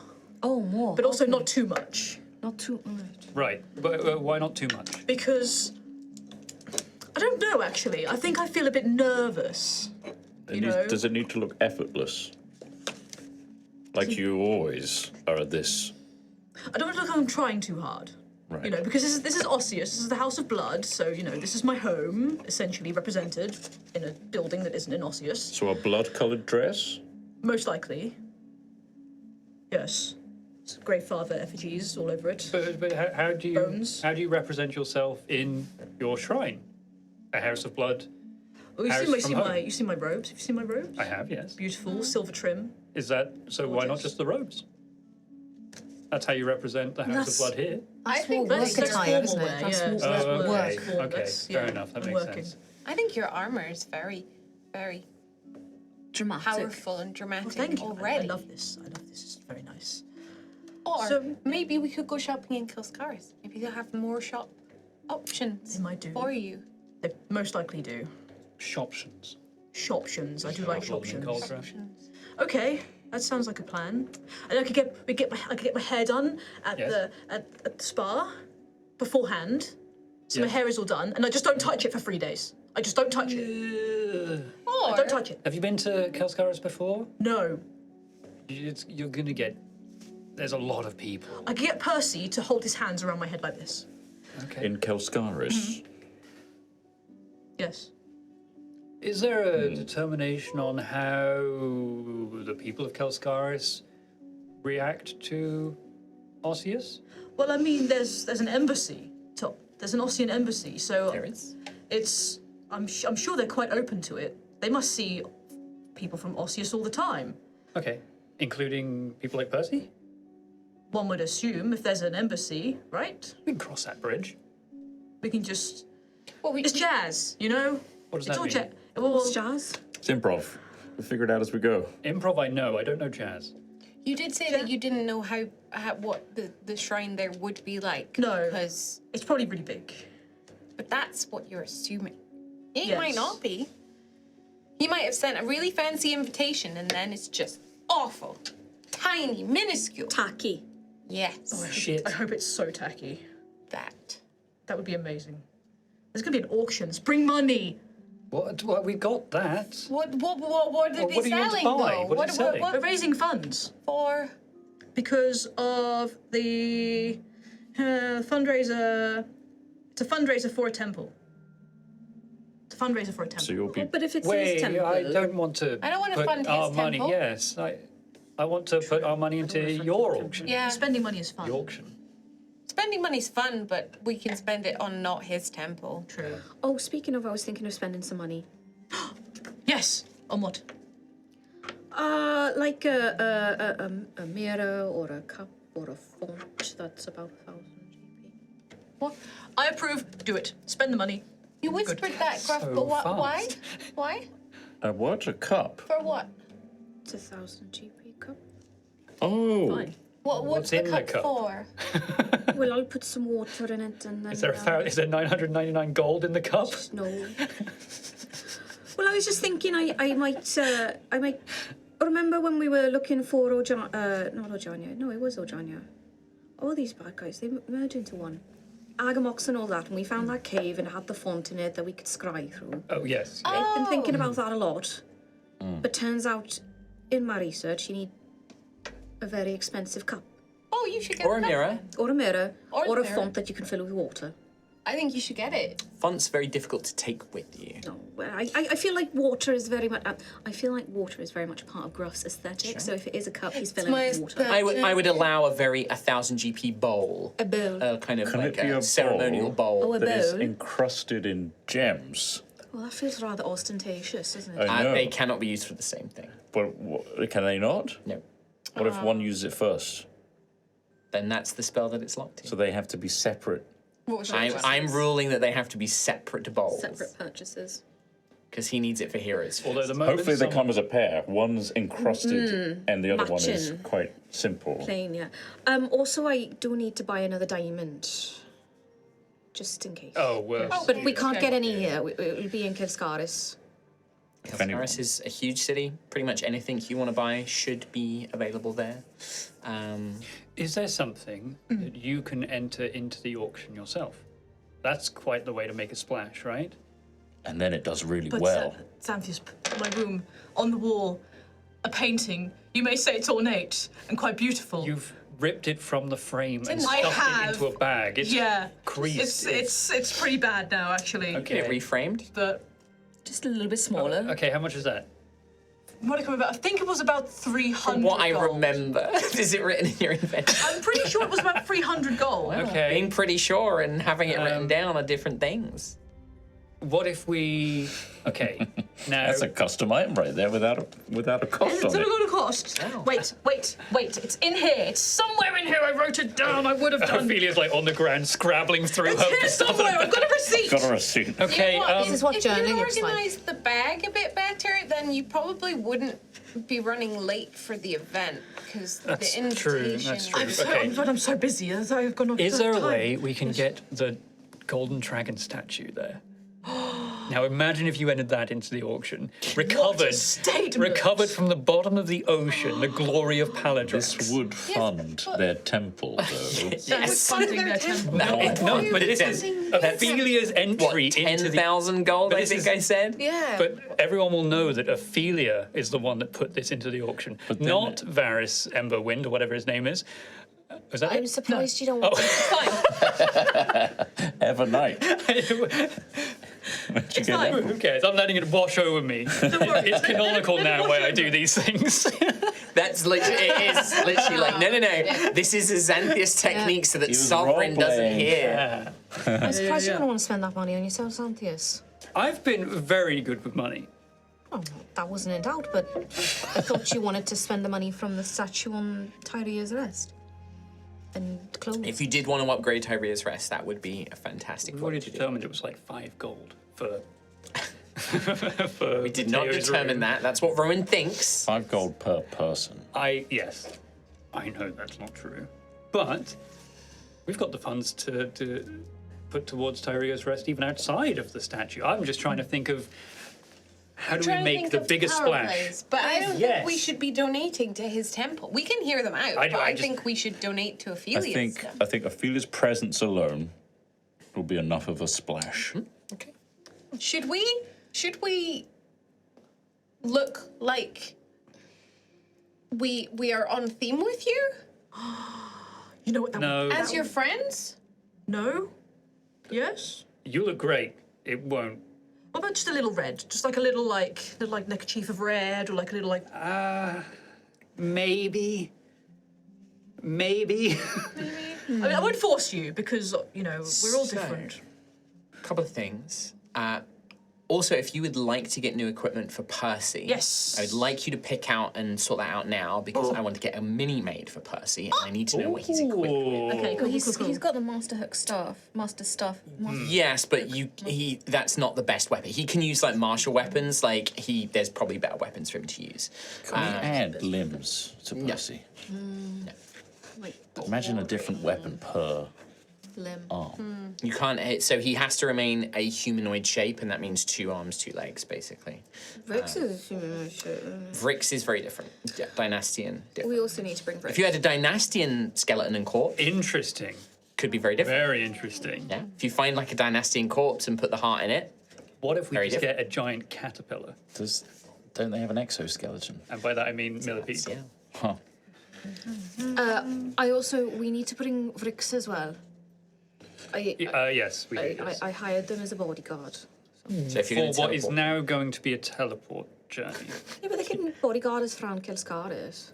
Yes, that's a good idea. you might just need to discuss the terms with Vrix and like, no, you're a bodyguard for the next 4 days, as opposed to or 12 days, whatever it was going to take to travel there.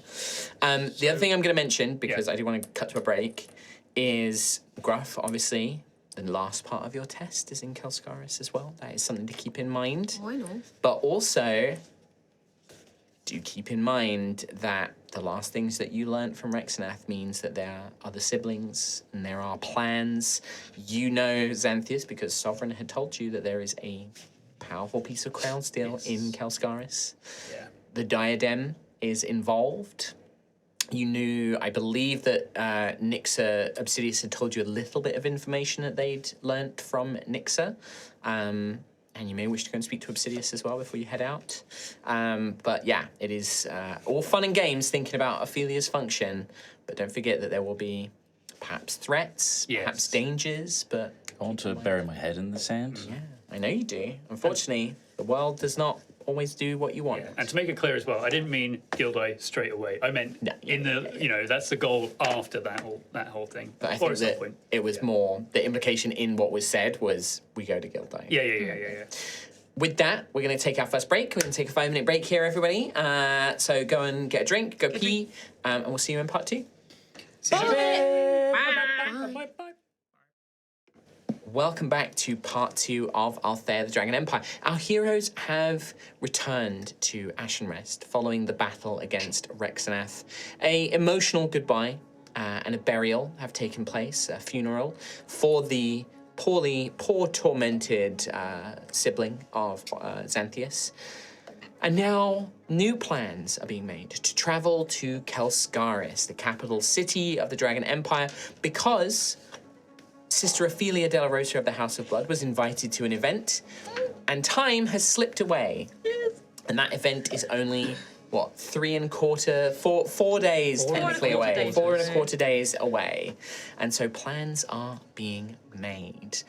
Thankfully, Gruffith of Tremoro has a spell which should hopefully allow them to travel to Kelscarris rather quickly. But that does leave some time for preparations, conversations, things that need to be done. Sister Melody, having spent the last few days recovering, is still weak, but is able to hold conversations for longer, is able to use her magic and able to assist with other things. But yeah, apart from that, you have returned, and is there any other business? Xanthias, do you think we should go check up on Obsidius and sorry, I would call him Lord Obsidius, and let him know everything that's happened? That's a good idea. But we probably should let him know about Rex and Oreganus and everything. Yes, good plan. How long until you're able to, walk into a tree? I'll need a sleep bonnet. Okay. So tomorrow, like morning? Yeah. Okay. Nice and early, We crack should of be dawn. careful, Yeah. because you might catch whatever he's got. I feel okay now. And we did see him a few days ago, almost a week ago. Just increasing your risk. Okay. I won't catch what he's got. Okay. But they wouldn't let you in if it was super contagious anyway. Exactly. But yeah, we can do that. Is there any other preparations we need before we make our way to Kelscarris? Anything we need to bring? Everything's there. As long as we have funds, we can get whatever we need. We've got about 4,600 gold. That's a lot of gold. Well, not if we need to spend 1,000, and then... Percy needs some armor as well. Okay. Suddenly. But I can fund Percy. That's okay. Yes. Well, either way, we've got the money for it. We'll be fine. So we can do that. Can I put my essence in your bag? I guess so. That's a very intimate question. Can I put my essence, collected essences of the Feywield and everything else? Are they safe in there? I guess so. Everything else is. Like, for example, I put some liquid in there the other day by accident. Where you just poured some in? It kind of fell in. Okay. And then I got out a pastry and it was dry. How are you able to recover the liquid? I tried that. Cup your hands and It didn't work. didn't work. Came out wet hand.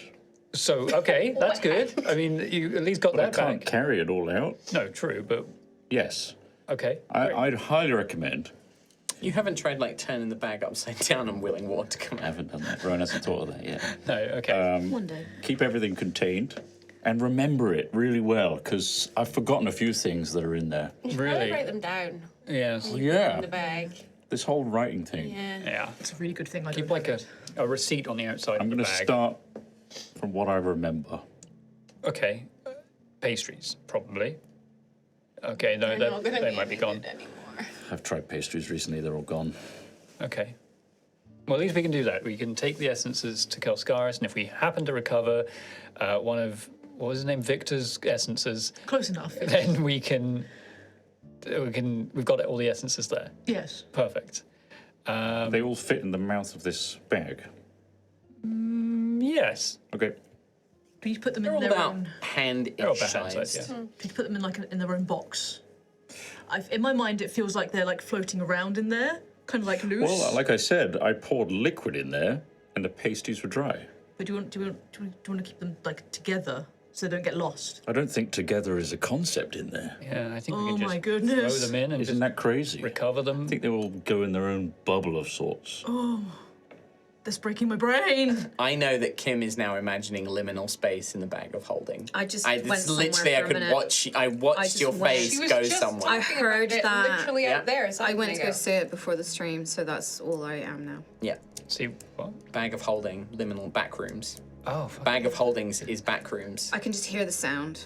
So, Thanks for hitting the SE Com- though. conversations of what's going in the bag of holding side. Is there anything specific you guys want to do by preparations? You said you want to go see Obsidius. Is that happening?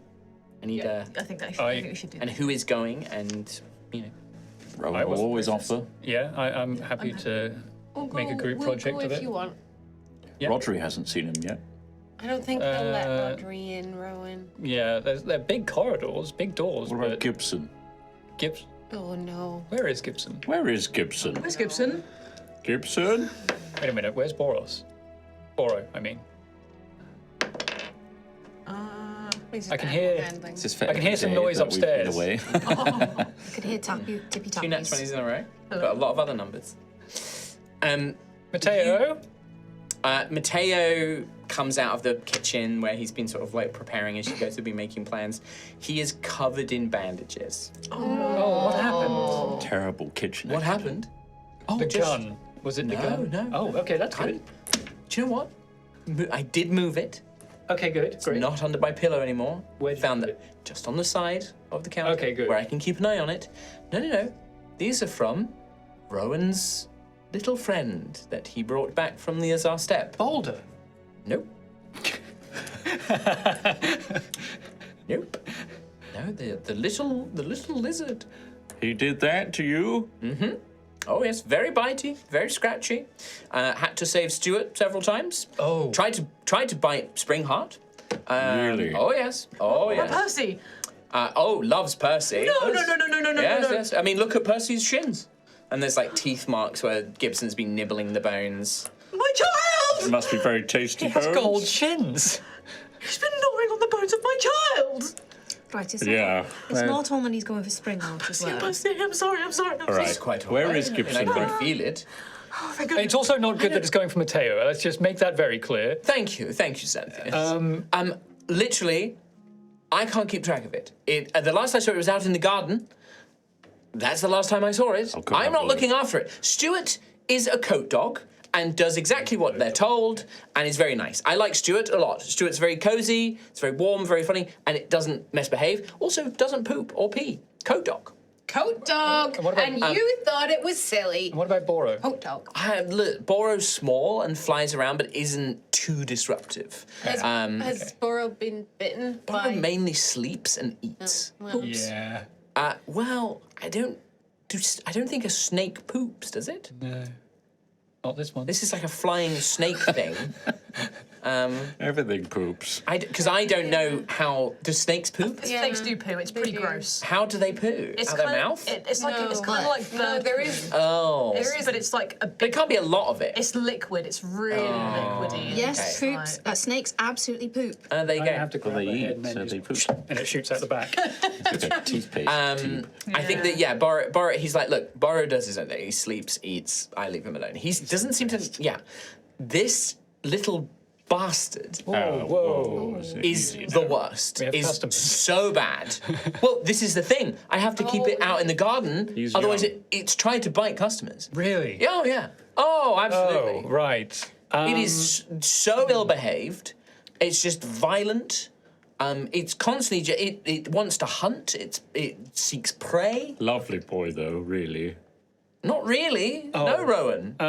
It's awful. I think you might need to. I mean, you literally just abandoned it here. Train. You teleported it back here, I was going to say and then train. just left it here.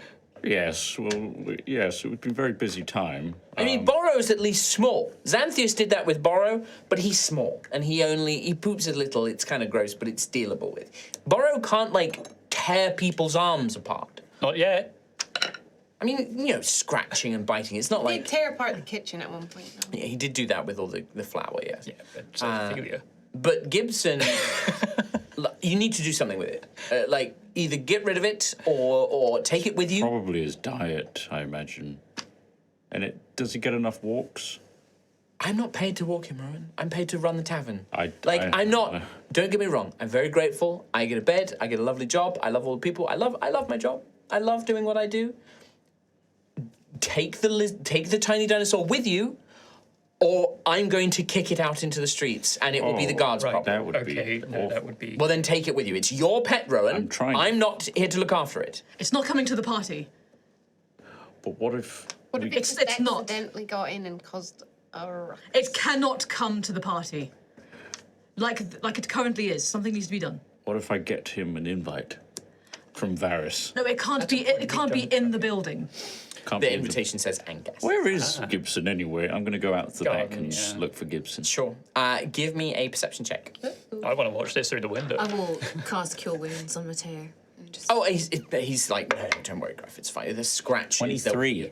23. You see that Gibson has begun, like, this is not an environment that Gibson knows, but it's outdoors, and that seems to be something familiar, and has begun constructing basically like a nest or a little hovel that it can hide in. It has done this, and it looks like it is partially dug under Ophelia's shrine to do this, and it's constructed like a little entrance out of like sticks and wood, and you can see tracks leading to. There are several like dead birds, probably what looks like maybe a cat that was like roaming around. Too far, man. It's a predator, like it's a predator thing. It's not been trained. It's just been sort of abandoned here. Rowan. I mean, Borrow's Sorry, I'm not just trying to find super happy, Gibson but one like second. it's a lot Where more is it? manageable. Oh, he's probably in this little burrow that's going into your shrine. Wait, what? What? It's So under the shrine. It doesn't go Very into the shrine. creative. Gibson, I didn't know you could make nests. Rowan, I Yes. love Hear like a you. hissing I love you sound. to pieces. Yes, and you love my pets too. Can you please get the dinosaur out from under my shrine, or I shall do it myself? I'm hoping to, yes. Gibson. I haven't really trained call and response or anything really other than don't eat Stuart. That's all I really had time And to apparently You that didn't even didn't really work do either. that. It's definitely tried to eat Stuart. I did silent image every day in the Azar Step. You did it for like 3 days. And yeah, you did 3 days and you forgot for several of them because you didn't tell me that that's what you were doing. I gave you the assumption of assuming you would remember to do it every now and then. But that is not enough to train it out of, a lot of natural instinct, and it's still very young as well. How much does Gibson weigh? How much would Gibson weigh? Let's find out. 5 kilos. How big is he? That's like I imagine like a German Shepherd. He's not quite that big. Okay. That would be small. Let's do. I think. Gruff, Ophelia looks very angry out there. I don't know if we need to go out there and interject or just watch this happen. A healthy, 3 people at the windows. healthy adult pug, which I imagine it's kind of a similar sort of shape and size too, is between 14 and 18 pounds. So we'll go with about 15 pounds. Pug. So if I were to mage, adult pug. can I mage hand it out from under Leave mage hand. Like is 5. It's 5 pounds, I believe. Now, Gibson. £10? 10 pounds. I'm saying it's 15. His ass is just hanging on the floor. I'll get in there, don't you worry. It bites at the hand. It's and it's biting through the. Come on now. Rowan's going to put his hand in. Watch your hand. I can't, it's in the hole. Just be careful. I'll watch this hand. You see Gibson go to like bite your hand, Rowan. No. I've missed with my attack, so you pull your hand back, but it absolutely goes to bite you. Hey now, Gibson. Ow. Now, we can't be going around biting things like that. You have to be fed food that I give you. All right? Have we got that on board? Now, you can't go around eating Mateo or Percy's shins or digging a hole in the shrine. Have we got that clear? Do you have the ability to talk to animals? Not at all. Then, Gibson just looks at you. Okay, there you go. Nothing's changed. He's still there.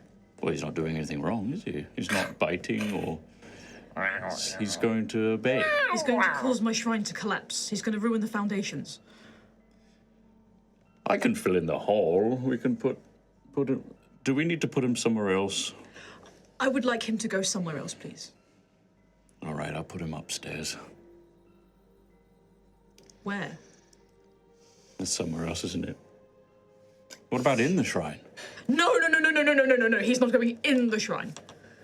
Just too many valuable things for him to chew on and too much wood for him to scratch. You begin to hear like scrabbling sounds as he starts digging. All right. Okay, I get it. Rowan's gonna get Gibson. Can you make a... you gotta grab him first. So give me a unarmed attack roll. Ooh. 23. Okay, you manage to reach in, you grab him. There you go, just a firm grip. Pull him out, yeah. You just gotta push them down to the ground. Thrashing around. Did you put him on the ground? No, I'm just pushing him to the ground. Okay, you push like him a to the cat. ground. Okay. Yeah. He is squirming. He is desperate to try and He's escape. a little bit violent, isn't He he? bites your finger, and in reaction, as you're like, ow, he gets away as I roll a 19 to escape. Do I get a dexterity save? He just broke the grapple, basically. He escapes and goes scurrying back into his hole. Can I, if you'd let me, can I cast friends on him? We're already friends, Ophelia. But I want Gibson, yes. Gibson, is that okay? I have a spell. Try it, yes. Maybe it'll calm him down. Yes, we might need to resort to desperate measures. Yeah, sure. So yeah, I'll try and emanate a sense of friendliness towards this creature. Come on, Gibson. So you cast friends, and immediately the creature's demeanor changes, and it kind of Hey. Good, comes good up to you. heart. Gibson like loves nuzzles your hand. Now this is quite lovely. Oh, know, right? no, apologies. The target succeeds automatically if it isn't a humanoid. So you cast friends and it does nothing. I tried. It had a moment there where it There was almost, I feel like something changed for a second, but I don't know. Anybody's free to interrupt any of this at any I time. think I should go and help them because I can't speak to animals. Oh, that would be a good idea. You should do that. I know. Ah, my toes! Rowan is getting my toes! Yeah, no. Sorry. Bites you from inside the hole. hear it digging don't again. attack the toes. I don't think Rowan's getting through to it, but maybe speaking to it properly would. I know I don't do it often, but it is something I can do. So Well, evidently I'm very good at raising pets, so I can go out there and try something. where's if you want. Borrow right now? Huh? Where's Borrow right now? Stuart's having a nap on my bed. I can. Let's just try something. I'm going to cast Polymorph on Gibson. Okay. Oh my god. Oh God. My god. Right, give me 1 second. Nope, stop playing the trailer for the D&D show, thank you. Why is that at the top of D&D Beyond? That's not a fun place for it to be. Because you want to watch that while you're playing your game. Yeah. Polymorph. Wisdom 15 saving throw. Uh, A creature that you can see within range. Transform a creature. Yep. It has a chance rating equal to or less than the target's. It's equal to, so you can choose another CR0 creature. Would I know what a sloth is? Yeah, I'd say you can know what a sloth is. Converted What was the into a DC? sloth. 15. 15. Wisdom. Do you have his stats there, I believe, on your Do. notes, your extras? Yes, his wisdom is 10. I rolled a 16. Oh my God. You try to reach out and manipulate this creature's body, try and warp its flesh, use your magic to... And were you casting that yourself, or did you use the Wand of the Sculptor for that? No, I've got it. Okay. Yeah. So you try and use your magic, your music, to try and reshape this creature into a form that may be easier to deal with. But the stubborn will of this creature is like, no, I don't want to change. And the spell is rebuffed. Oh my god. Rowan, do you want a bit of help there? I can't speak to it. I think I'm starting to lose a bit of control over it. Right. Right. You hear something fall over in your workshop. Wait, what? How did it get past? You should probably go and find your pet. Hang on. Okay, I'll be back in a second. I think I just had a gun go off. Oh god. You just see Borrows wrapped around the demon gun. I'll be back in a sec. Let me know how it goes out here. Bang! Farrah's got a gun. I just rolled to see if Borrow, I mean, it was funny that he got something. But meanwhile, Gruff, you head outside. I will speak with animals. You can't speak with animals. Yeah. Okay. And yeah, just very gently, like, you're right there, boyo. Who is speaking? Hang on, actually, no, I'm going to give him a funny voice. What's a funny act? Hey, who's speaking? Yes! Gibson. What you want? Scouser. You know me. his No, character. now it's gonna fuck my accent up. What you want, lion? Right, Can't get me in here. You're too big. I'm not trying to get you. I wanted to know if you're all right. You seem a bit angry. I'm well angry. I'm hungry. Been starving. No one fed me. Had to eat cat and bird. Found them in my lair, in my territory, so I killed them. They came to my land. What kind of things do you eat? Meat. Okay, if I get you some meat, will you calm down a little bit? Make a persuasion with advantage. I should not. Or have animal told- handling with it. Do animal handling. I should not have told a scouse animal to calm down. That's a hate crime. I apologise to all of the Pudlians out there. Give me an animal handling. Animal And handling. I think, no advantage, but you do get to make the animal handling. I will fate. Okay, Because why not? sure. So good. 22. Okay. You get me some meat, and we can, all right. Chicken and Coke. Nice bit of chicken. Little kebab. Right. Hey, Also, what? I was just wondering, could you stop attacking Mateo, please? He's weak and in my land. He didn't feed me. Right. But could you please stop attacking him? Why? Because it's not very nice. What does that mean? It means it makes people sad. And they should get over it. This guy's a little shit. A predator and a predatory Your animal. Would you be happier back in the Azar steppe? I don't want to go back to the pen. Not the pen, but This is better. There's more space. What about the wilds? Wilds. What's wilds? Like this, but free. No boundaries. No wall or pen? No. Yeah, All I'd like the that. hunting you can. Yeah. Right. But, well, is there lots of meat? Oh, yes, but you have to go and catch it. That's fine. I can catch meat. Right. Like that cat. Yum. God. I think that's... So, there's also a little child in this garden. The wood, the tree. Yeah. Stop attacking her as well. Why it's a tree? If you attack her, you'll feel the back of my hand.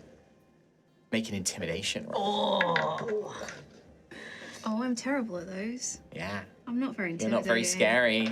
I'm not. it. Shall we? Yeah, I'm going to fake that one as well. Simple yeah. Bora, stop. Bora, no. 19. 19. That's a success, but I'm going to spend a fate back and have an add a little consequence. This guy hates, like, he's just like, he's cowed by you, but he will remember this. It's like Gibson will remember this. He's like, he like looks at you, his little kind of lizardy eyes, he turns, he's like, you protect the tree? She's under my protection eye. You're bigger than me, so fine. I won't claw that tree. What about the other tree? The big tree? Okay. Very well. We have I'll an leave the accord. small tree alone. We have an agreement. Bring me meat. I want my meat. You said there'd be meat. I'm going to go get it now. Okay. Patience, little one. Be quick, or I'll find more cats. Right, Rowan, Hello. Did that go well? a word in your ear, please. Hate the lion. And you can hear it like muttering to itself, like, stupid big lion. Have to wait till it's sleeping. And then what? Did you say that to him? I said nothing. And it burrows into his little hole. You hear Be him told. digging. Yeah? Are you friends with it now? No, that thing's a little shit. It seems like it's very angry. Right, it's starving. Right. That's why you haven't been feeding it properly. It's starving, and that's why he's acting out. Right. Well, It's also, Gruff, you very much get the impression that it's not trained. Like, these could be trained as pets, but, like, it's like a wild dog or a wild animal. Like, it's, right now, it's in survival mode. It has no boundaries, it has no discipline, like, it just hasn't been trained. You've brought back a wild animal with a prey instinct into a city, and you've left it alone. yeah. Okay, so I need you to fix this now because it's not going to get much better. I had a word with him. He's killed a lot of cats around here. What? How many cats is he? Probably mice as well, and a few birds that got too low to the ground. But he is open to the idea of going back to the Azar Steppe. Okay. If you keep him here, you need to feed him regular like. Meat. Yes. Well, I'll give a supply of coin to Matteo to get meat, but we're out and about saving Xanthus's life, and So is it perhaps best, especially for the local wildlife and domestic life, if he goes back to the Azar Steppe? yeah, how will we get him there, though? Do I know a tree? We were just there. Say, I mean, you know that there's in Scalar's Sanctuary, though, a tree. You can easily go back to Scalar's Sanctuary. Just It's throw it out. I mean, I could transport it. Maybe if this tree thing works. I'm starting to sound like it.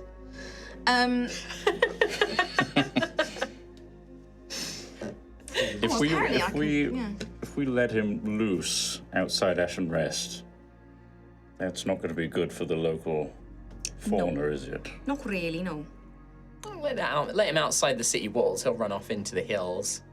Probably get eaten by a knoll.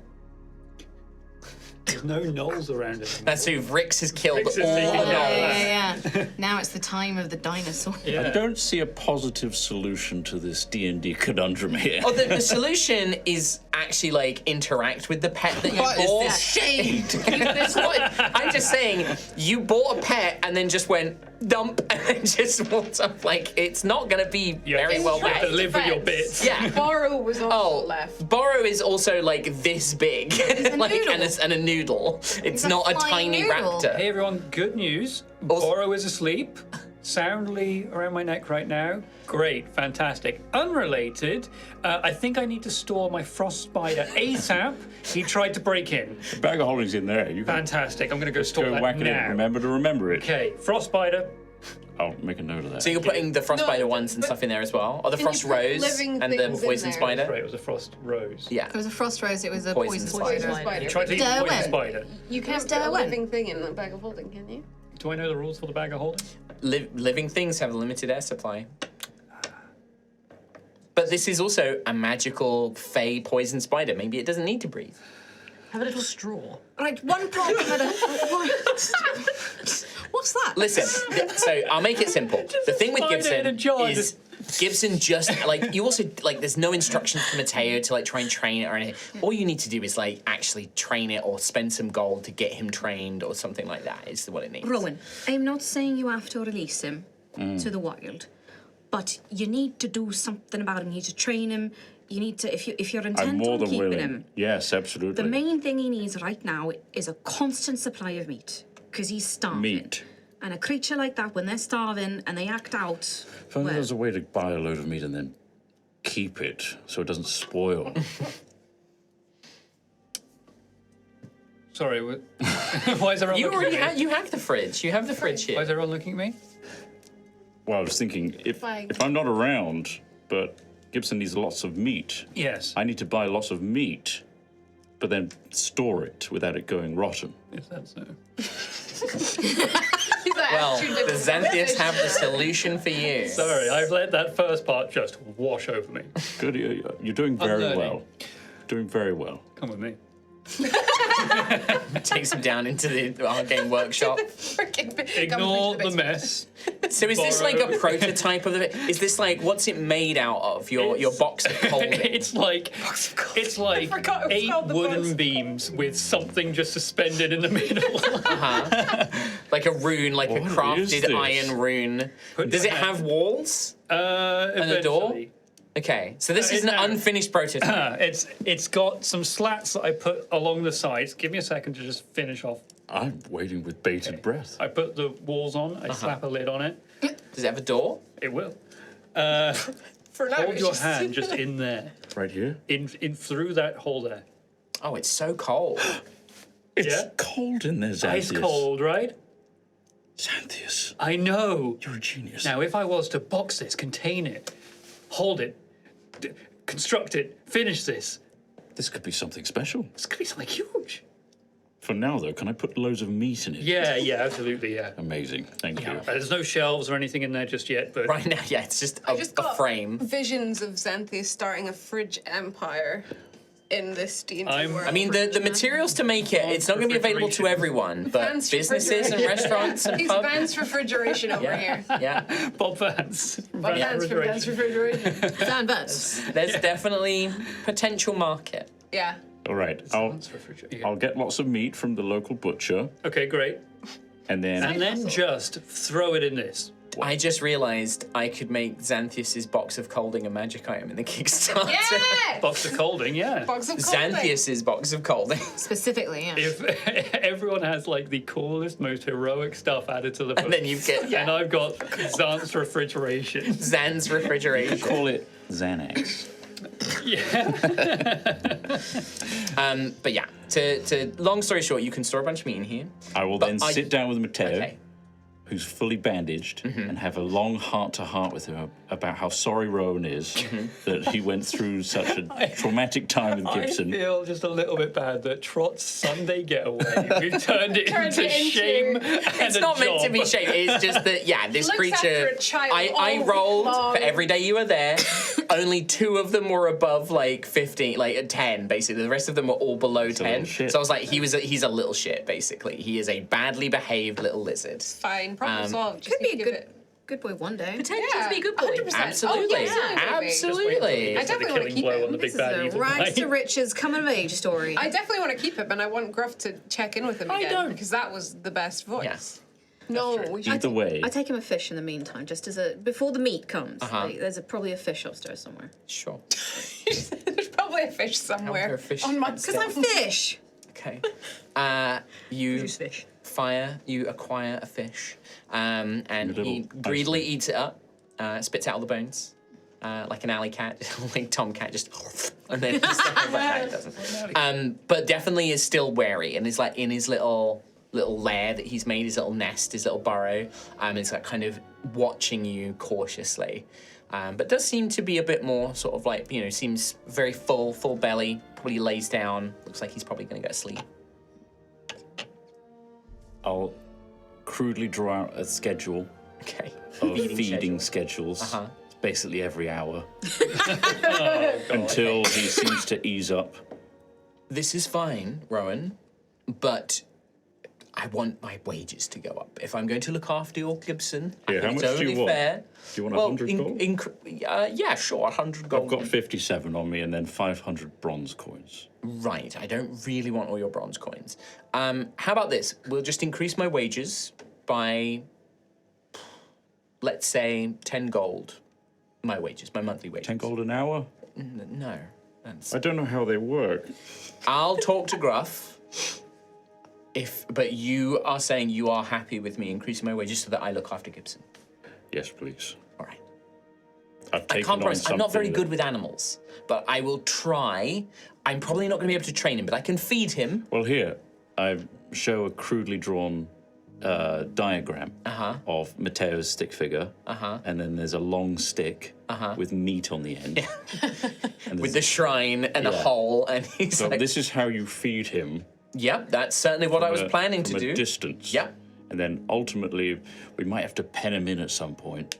So I might try and... I'll That's raise all some on you. funds. I'll feed him. Yeah, You think about a pen, and you think about training him, but I will feed him. great. Thank you, That Mateo. will hopefully keep him calmer, at least. I think it's mostly food and Yes. survival at Oh, this yes. point. And just being a little bastard. I think he is also just Yes. a bit of a bastard. Yes, probably yes. Yeah. I mean, listen, Borrow's not much better. I don't tell Xanthius, but he's a lot more manageable. Also a little shit. Honestly, Stuart's the only good pet you've brought back, and it's because Stuart isn't Coat dog. real. Because Stuart He's is, real to he's me! a coat dog. I have not heard that from Daisy ever. He doesn't poop. He doesn't pee. He just is nice. He just sort of lays wherever you want him. Like, it's not real. It's a magic dog. Would you like me to get a real one? No. Well then. If you did, I wouldn't look after it much until I'm paid for it. You see? Coat dog. This is going to cut into our extension budget. 5 gold, 10 gold, that's 2 extensions. With that, Gruff is just crying inside. Like he's got Saren on his. yeah, He's beautiful, crying beautiful, inside. so well trained from a young age. Gruff knows how to deal with that. Lack of Oh my God. responsibility. Yeah. Did you still want to go speak to Obsidius? Yes, We've had a nice yeah. little silly. Oh, the plot, yeah. No, Do you we want a should mask? just keep talking A to mask? Gibson. Do I want a mask? Get sick. Oh, a face mask, right, yes. Like you said, they wouldn't let us in if he was contagious. True. As if they know he's contagious. Consider Orgrim did seem to take you very seriously when you pointed out that he definitely was. Yes, he might be better by now. So we'll see what the considerate says. Well, dragons don't really get sick, so he probably is better. That's why I'm saying it's stress. Could be. Stress is bad for the body. I'm very stressed right And the now. mind and soul.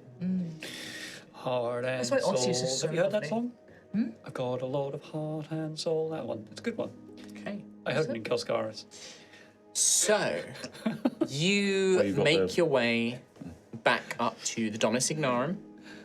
It is probably, you guys had a long rest. Actually, no, this is still the same day, so that you arrived back. So it's probably late afternoon, getting to early evening by the time you've settled Gibson and everything else. And you make your way to Domus Ignarum, passing through the picking up local pastries. sites. Sure. Pick up pastries as normal. It's on the way. You meet Considerate Orgrim at the door, who is a little bit more, I wouldn't say happy to see you, but is less grumpy than usual. And it's like, oh yes, of course, Lord Obsidius seems to be doing much better. great. And I think would be very much intrigued in a conversation. Slip of pastry to consider Oracle. Oh, he definitely takes that. This is a dwarf who likes his food, and he's like, very good. Thank you, and puts it in a pocket or something, wraps it in a handkerchief and puts it in a pocket. And you're led back up to the large wing that the Obsidius occupies as his personal chambers. There is no waiting, there is no that sort of obviously being a bit unwelcome. You are sort of ushered in as you normally would be. And you see, looking a lot more perkier, a lot more sort of animated, less sort of holding his temples and things like that. Obsidius in his humanoid form, kind of poring over a few things, books, and seems to have some sort of like diagram, some sort of arcane sigil with some sort of pendulum device kind of over the top of it that seems to be moving around. Gruff and Daisy, I think you guys have the highest passive perceptions. The pendulum does point. You see it swing, and it is actually angling towards Xanthias as this sigil kind of steps in. But Lord Obsidius will be like, you are here. Excellent. I wanted to inquire how things had gone. As I understand it, you left the city. You left the town for some time. I just wanted to say, first of all, I'm glad to see that you're looking in better fettle. Thank you. Lord Obsidius. Yes, thank you. Well, I think it was just a lack of sleep and stress. And a lack of pastries. Thank you, Daisy. Yes, my appetite has returned. I will indulge, but after our business is concluded. What, my magic has been slightly off the last few days. 12-day week. I'm not really sure. A couple of weeks, perhaps. It's sort of been hard to keep track. But I did feel that there was some disturbances with yourself, Xanthias. But I was led to believe that you were in the company of the Sisters of the Ecliptic Order and that you had headed out on some adventure or some such. Or was this to do with the sibling? You can still feel the disturbances? Vaguely. It's disrupted. Huh. It was very weakened, but I did feel something. Okay. Do you want me to start? Yes, please. We tracked down Xanthias' sibling in the Ashen Citadel. Did. Part of me would say, why did you not come and ask for my assistance? But given my condition at the time, perhaps it was for the best. But continue. You were not in the right physical and mental state, your lordship. No, but I do hope that you gathered information. This sibling is not still with us, I take it? They are deceased. A shame I was not there, but still. We were able to ask a few questions. Good. Nothing of great consequence, but a confirmation that the diadem is involved. Which was to be expected, given Nixamist's activities. Apparently, Oregonus' plans involve collecting specific, rare, pure crown steel for a greater purpose. That is a little bit more information. We did not know exactly that there were specifics, so that is good to know. What else did you learn? In terms of weaknesses for Oregonus, arrogance. Again, unfortunately not a huge surprise there. Powerful, influential dragon like Oregonus. It's not unexpected that they would be very arrogant. There are more siblings as well. Now that is very curious. We don't know much in terms of details for that. Rexnath, in particular, seemed quite afeard of an older sibling. Considering this Rexanath, you said their name, they took on all of you and the Ecliptic Order sisters? Alone? Yes. They must have been quite a powerful foe. If I may, Xanthias, are you okay with me? Yes, please. Upon examination, Rexanath's body had been modified, quite grotesquely. Modified. Crown steel inserted into his body with crown steel wires, bound with crown steel wires, runes etched into his bones. He also seemed to use some kind of stimulant during combat that powered him. And when we defeated him, the body was almost like a weapon itself. The do you mean? the crown steel charged to a point, and then When was a he was near blast. death. The sisters seemed to think it was linked to the runes carved upon his bones. A protection of some kind that exploded. There is the contingency spell. Combine that with some sort of powerful blast or powerful overload of magic. Crown steel itself would enhance that magical power. But you say that the crown steel was inserted into the body and there was wire of pure crown steel? Sister Ophelia? The wires were almost vein-like in appearance. So the crown steel looked like it could transport throughout his body. Through his muscles, through his bone. It was everywhere. But I don't think it was entirely crown steel. A constructive mixed with something else as well. An I'm not alloy. Quite sure. Yes. I've heard that a few people have attempted that, but it's dangerous. Mixing crown steel with other metals is a meticulous process. It can ruin the crown steel. As I understand it, very few have the knowledge to do so. Oreganis must be one of those few. To go to such lengths, to create this soldier.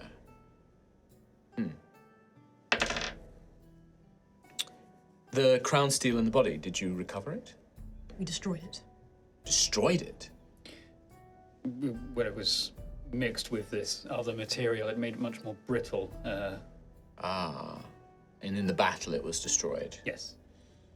Disappointing. I would have liked to have studied it. Still, at least this is one less foe. This is one less enemy chasing after you, Xanthias, at least. One less thing to worry about. Yes. It was Xanthias' brother, your lordship. But as I understand it, you did not know each other. This person was sent to kill you. This was an agent of your father. You did not know them. I don't know a lot of the people that have been sent to kill me, but this one stung more than it should have. I am sorry to hear that, but Oreganis clearly wishes you harm. He wishes to recover. Well, yes. But through any means necessary. Yes. The body is destroyed. There's no trace of it. He can't come back. It was his request. He did not want to be recovered by his father. Gruff, you can see that it's very clear Obsidius has mixed feelings about this. There's an annoyance in everything you're telling him. He's keeping himself very calm, very matter of fact, but he's annoyed. You can tell that. You can see his tail just flicking angrily, but it's subtle. Nobody else really picks up on it. But with your passive insight, you kind of pick up on it. Well, I'm sure it couldn't be avoided. And if they requested their body to be destroyed, why? Well, to ensure that Oreganis couldn't bring them back. So their loyalty was tested then. They were not truly loyal to your father. They knew what they had to do, but they fought still with some honor.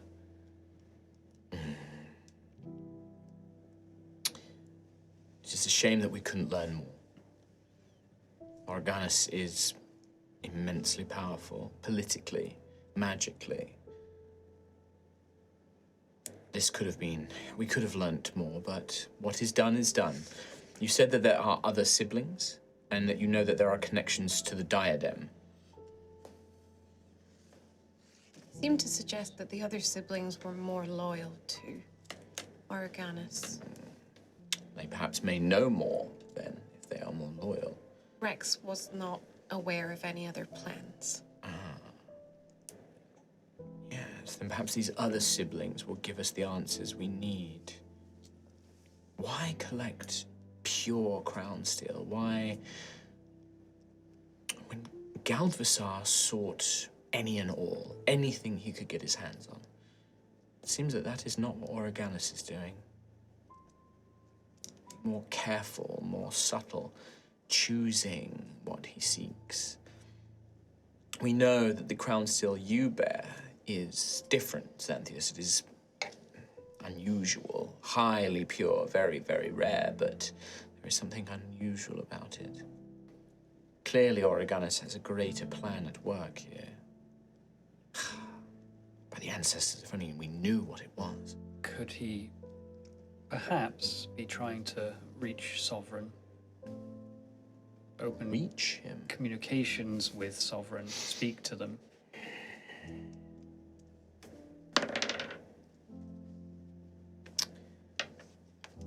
Something tells me that's not Oreganus' plan.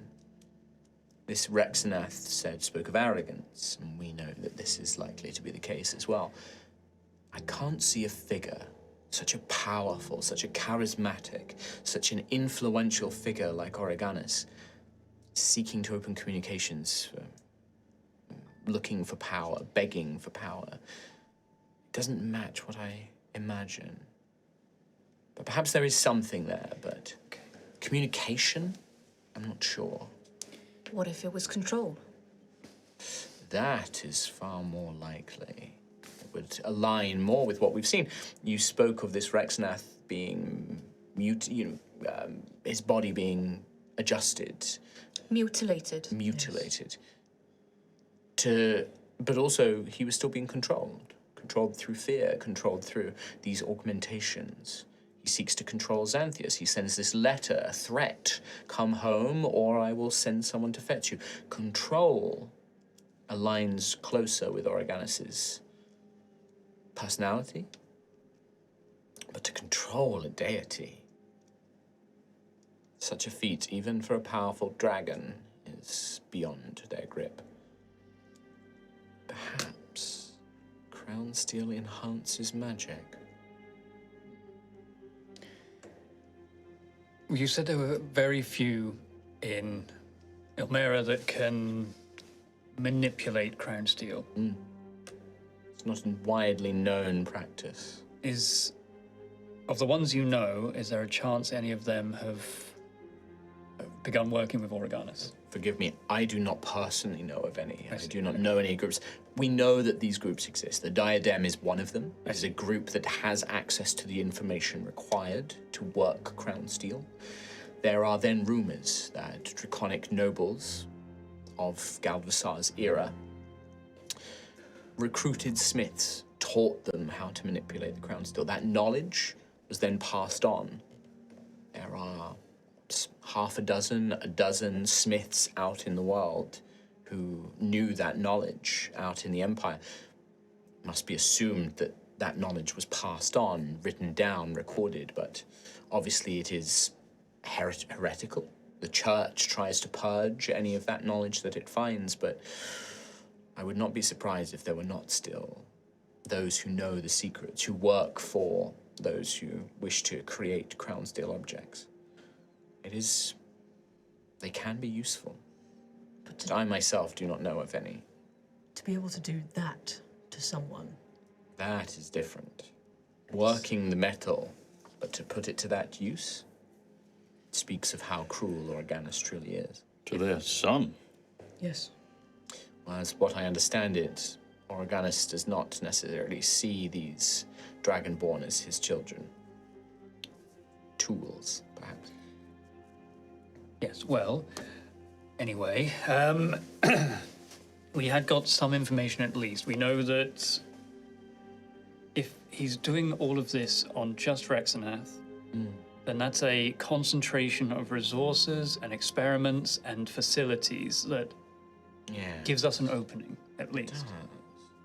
It gives us something further to search for.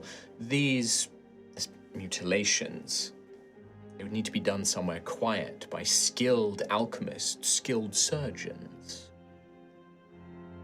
Those people are rare. And if they've been paid, if they've been bought, if they've been hired, there should be a trace of them. This is something that I can investigate.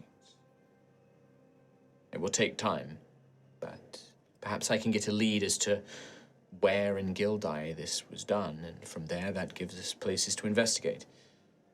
Is there anything else you would need from me? What do you intend to do next? Well, we actually intend to, as quick as we possibly can, get to yes. Kelscarris. I have a diplomatic arrangement in Kelscarris. But then, once that's done... Do you have any leads to where these other siblings are? Kelscarris. Ah, so that gives us an opportunity. The diadem is active in Kelscarris, this we know. Do you remember what I learned from Nyx and Mist about the two members of the diadem that they spoke with? I believe I spoke of this with you. Yes, I believe so. You named one, didn't you? Mr. Emerald and a Yes. Miss Peridot, I believe. That was it. Yes, I remember. They seem to use these code names. Yes. Perhaps that is worth investigating whilst you are there. I may have something that can help you with, but that will need a moment. How would we message you? I can have a sending stone created for you. Okay. It will take me an evening to craft it, but I can have it sent to you. It will only work once per day, but you can send word to me if it is needed. I can be in Kelscarris quickly. I know the teleportation circle there. I could take you if you still need transportation. Thank you. But I can get to Kelscarris quickly. If you need me, call for me. These siblings are as powerful as this Rexanath, then I think you should have all the allies that you can. But also, Kelscarris is a political den. As much as it is a city full of dangers and threats, battles that you may have to fight, remember it is the center of politics of the Empire. You must be very cautious. Make sure that if you have a fight, you have a very good reason, good evidence to prove that you are not the instigators, or that you have a good reason to take action.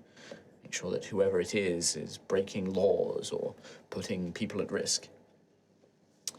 But also try and seek out allies. Alas, my sister, Emberissa, she is popular there. She frequently visits. She knows the councillors of the Burnbright district, the Cauldron district. If you require it, seek her out and her aid, but also see what other allies you can make.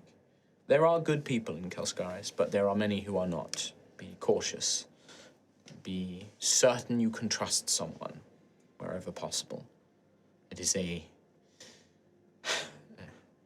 it's a den of very vicious wormlings. Everybody vying for power. Without the Empress, the Archdragons are in a stalemate. But a lot of the younger dragons are also pushing for political power, pushing for greater controls. But we're also seeing non-dragons, Ilkir, trying to push for more and more. The church is particularly vocal in the city. So just be cautious. If you do decide to work with anyone else as well, Sisters Superior, Malady and Benedicta. I'm aware of the sisters. They tried to reach out to me when I was unwell. I was speaking with Sister Superior Malady before that. There was also an indication that the Ecliptic Order might... some branches of it might be under Oregonus' control. So Troubling. might be worth being careful around those as well. But the Malady and Benedicta you trust? Yes, completely. They will be useful allies. Very well. Intelligent allies as well, especially Sister Sister Malady. Malady. Yes, I got that impression. Strange, I almost would have believed that she was from Erdaskia, the way that she is so relentlessly pragmatic sometimes. But still, I think that with what you have told me, I can begin to investigate a lead into Gildai, perhaps finding out where Oregonus is performing these horrific experiments, at least. That would give us somewhere to investigate, but it will take a long time. These things do not happen quickly, so be patient. Until then, anything you can learn in Kelscarris, either from the diadem or from these siblings, should you encounter them. You say that they are more loyal to Oregonus. So, Xanthias, I know it may be difficult, but steel your heart against them. They may have the answers, they may have the solutions, the secrets that you need to survive. Do not balk away from doing what needs to be done. Get that information however you need to. Yes, I will. Yes. Is there anything you'd like us to do for you in Kelscarris? No. I will investigate things. Perhaps, if there is nothing else and you intend to make your way, I would speak with Sister Ophelia and Xanthias alone for a moment. Okay. Okay, of course. If the others do not mind. Not at all. Good to see you, Obsidius. Lord Obsidius. Better. Thank you, Daisy. As the three of you make your way out, once the doors are closed, and the three of you outside become aware, I think you would become aware that there is a magical, like, you don't hear anything. Once the doors are closed, it's like no sound is passing through. Obsidius will look at the two of you, and what I am about to offer you is something that I fear the other three would not understand. They are good people with pure hearts. But the two of you, Gruff is a knight, Rowan and Daisy are sweet and endearing. But the two of you, I fear, you understand what is required. That sometimes needs must. So I would like to give you something that I think would be of use to you. And he goes over to a small side table with lots of different trinkets and things on it. But you see that one of them is under a kind of purple shrouded cloth. He takes whatever it is, still with a shroud on, and brings it over to the two of you. And he pulls the cloth away to reveal a small bird cage that would fit in the palm of Xanthias' hand. And in that cage is a small purplish flame. The flame flickers, and you see the visage of Nyxa Mist form. I present Nyxa Mist. That's where he went. As in a scry of Nyxa Mist? You can make an Arcana check for me, Xanthias. I mean, I'm only- Ophelia, you don't need to. You will know what this spell is. Okay. This is a necromancy spell. Oh. You would have learnt about this even if you cannot cast it. You know it is one that's used in Arceus. 19. 19. You definitely recognize that this is not scry. This is necromancy. This is a spell that captures a soul when their body dies. I see. The soul is then imprisoned within this cage, and for a time, it provides use.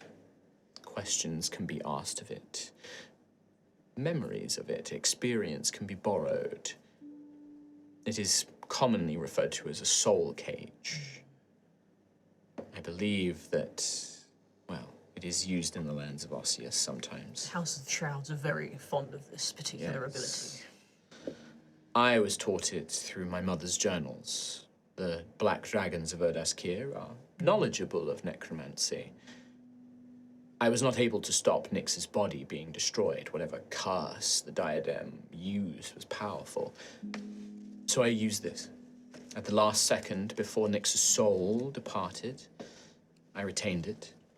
I have used a little of what remains to ask questions, to learn what I did, but there are still uses remaining. I offer it to the two of you. Forgive me, I don't fully know the powers of the spell, but Wow. I can ask it questions. I can. There are specific things you can do. There are 4 uses left.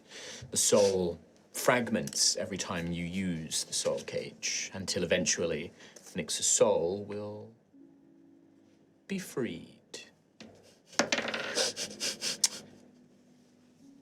You've got a low wisdom there. I do, yeah. What's your insight?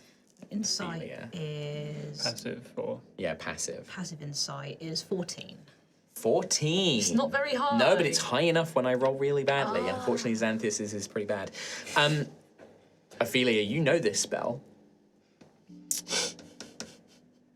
There are theories that the soul becomes free to go to the grave father, to rejoin whatever world. But there are also those in the House of Shrouds who believe that the tattered soul is not enough to be remade, to be reborn, and some of the horrors that you saw in the Grey Wastes are creatures who are probably imprisoned and their souls broken down, and then they become pale imitations of the soul. They are fragments of the soul, shadows and things like that. It's a fitting spell for those that mean to But misbehave. yes, shall we say. but you see that you think Obsidius knows that, but is like, yes, the soul is free, like, you know. Sounds good to me. Yeah. Whilst you carry the soul cage, I will transfer the ownership to the pair of you. It has perhaps 4 uses of it left. There are various options. You can query it, you can ask the soul a question, and you will receive a telepathic answer, which you can understand, and it will answer you truthfully, but to the best of its ability. Maybe cryptic. The soul can be like that. You could also borrow some of its experience to grant you advantages when investigating or perhaps even in battle. Interestingly, you can also name a place that the creature saw in its life, and you create an invisible sensor somewhere in that place that you can concentrate on, either seeing, you can see and hear through the sensor as if you were there. And then finally, if desperate, you can draw the life force from the soul and heal your wounds. The hell, this spell is awesome. It's one of my favorites that I used in Black Rose, Fury of the Black Rose. He holds the cage out to the pair of you.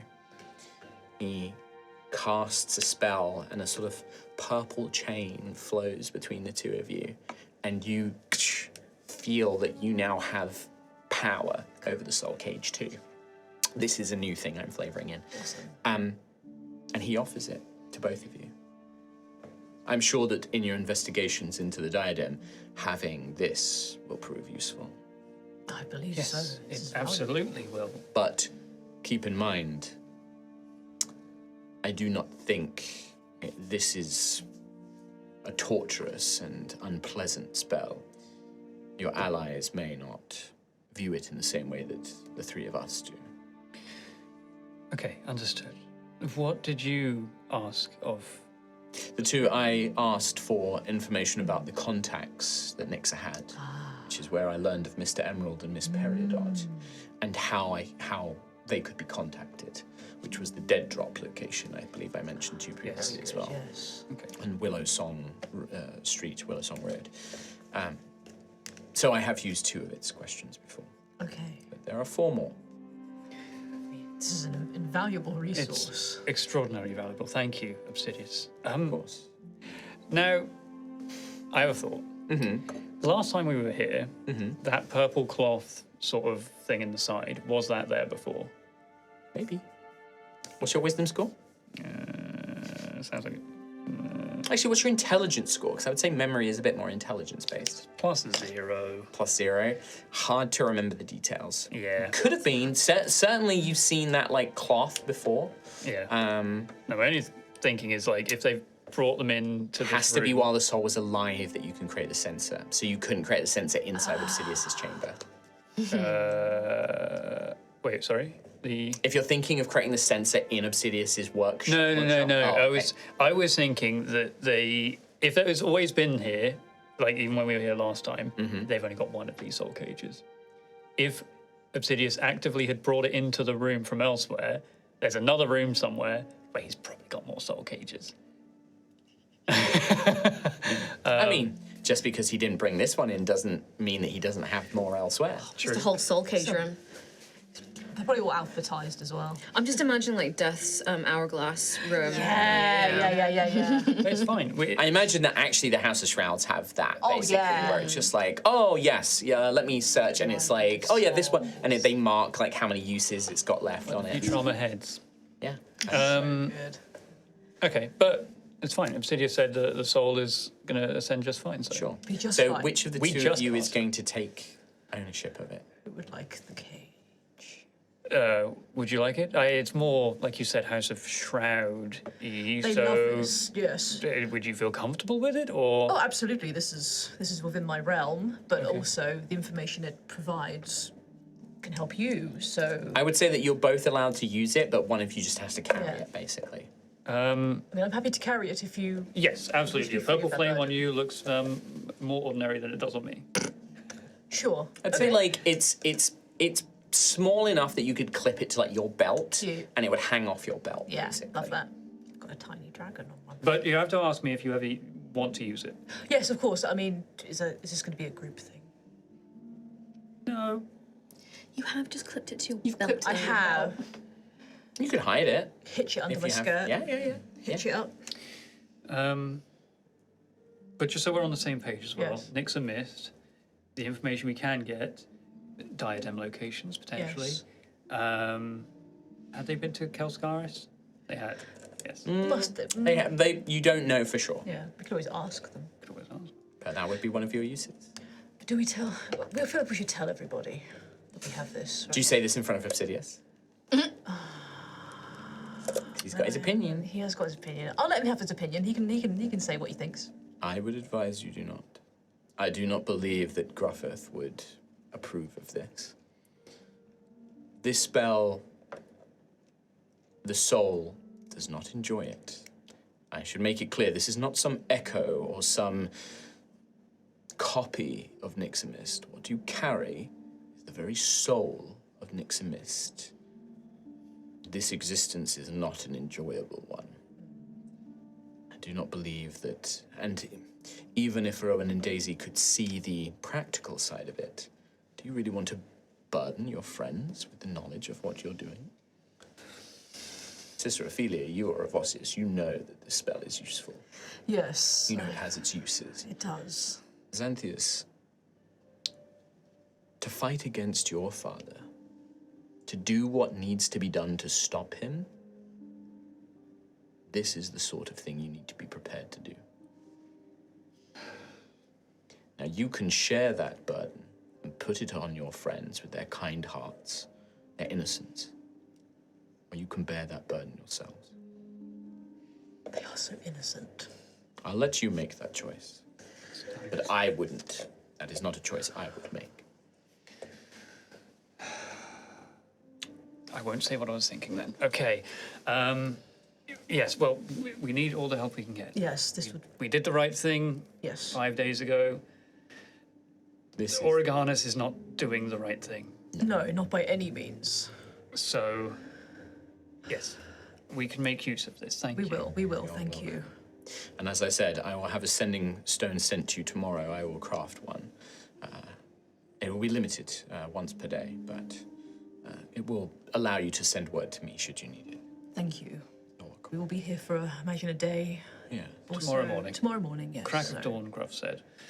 Which, let's be honest, Daisy. It will take me some time. I may need to send it. I would suggest you don't travel until the sending stone arrives. Of course, okay. I will with send you. Orgrim to Okay. deliver it to you. Yes. Okay, thank you anyway, Obsidius, and I'm glad to see you're feeling better. And I'm glad, thank you for giving me the information. I'm sorry that I could not be there to help you with Raxanath. It sounds like it was difficult, Xanthius. It was I am. very difficult. I could not imagine what it would be like to be forced to battle against Ember. I would not wish that on someone. I understand that you did not know this brother of yours, but I can sympathize that it was difficult. Well, thank you. You're welcome. Yes, we appreciate your help. Well, in that case. Yes, we will speak shortly, I'm sure. And I think he, unlike before, he actually escorts you both to the door and sort of has like a hand on both of your shoulders and sort of leads you to the door, opens it. But I think sort of he takes his hand from Altheya to open the door, but the hand sort of lingers on Zan's shoulder for a moment, and then he sort of helps sort of guide you out, basically. I think he just touched my ass. He did not. You've got a shoulder ass. Oh. And Well, it turns out two for of a you dragonborn, step outside. shoulders are actually quite Two intimate. anuses. Yeah. Oh, stop it. Well, it was lovely. That was lovely, wasn't it? That was nice. That was nice. And you meet up with your allies. Okay, so I think What would you say? he was just talking about how, to begin with, me and Ophelia, we. He likes you more than he likes us, doesn't he? we had some differences, and He was clearing up the differences that we were having about... yes, making sure that we were working well together, Exactly, just in yes. case I was to say something. Ophelia had the inclination to take it back to Osseous. It was Have a food well, together? no. We didn't have food, no. No. No. Well, that's not so bad, I guess. But as we all are aware, we're all on the same page Exactly. We can all be trusted. Everything is Oh, that, 100%. of course. now. Yes, trust is paramount. Honesty is good. We like trust. Yes. Insight. Sure. I mean, I don't feel like we say that last bit, but sure. You can make insight checks if you like. Should we make persuasion or? Oh, no, don't worry about that. I will fate. Nope. Would you like to use a fate? Oh, if I wait, so Unnatural 20. Okay. I rolled a 15. Actually, you know what? I'm not rolling. Like, I know I rolled, but I'm not. So can you take a fate back? Because I'm not. I just think Gruff would just be like, Just not roll at all. And If you're gonna just, tell me, if you're they're gonna going to tell set you me, up, this like, is it. yeah. Like, obviously. So, unnatural 20 for Daisy. Dirty 20. There's definitely more with Ophelia. Xanthias seems pretty chill. Like, Xanthias actually seems totally confident, very normal, don't think there's anything up. Ophelia seems a bit on edge Okay. about what just happened. Like, you definitely get the sense that, like, she's uncomfortable with this conversation. She did the Ophelia smile after it. The very toothy Like- smile. Yeah. So toothy. But yeah, you definitely pick up that there's something up with Ophelia. But Xanthias seems super cool. Super just chill. washes over him, so. I wasn't even listening. these two have Didn't been want bickering the sovereignty here. entire time that we've been out here. Well, not the entire time. Just for reference as well, I rolled deception checks for you both. Because I didn't want you to know and I didn't want to announce it for the nice. table. Got it. So Nice. I rolled them. I brought up your character sheets and rolled the deception checks for you. We've not been bickering the entire time. No, these two. Gruff's pointing at Rowan and Daisy. Oh, really? Rowan and bicker Daisy about? don't bicker. We never bicker. Well, you just were, literally, when I feel like you're role-playing for me. You're literally just bickering when the door's open. No, I said I brought him pastry.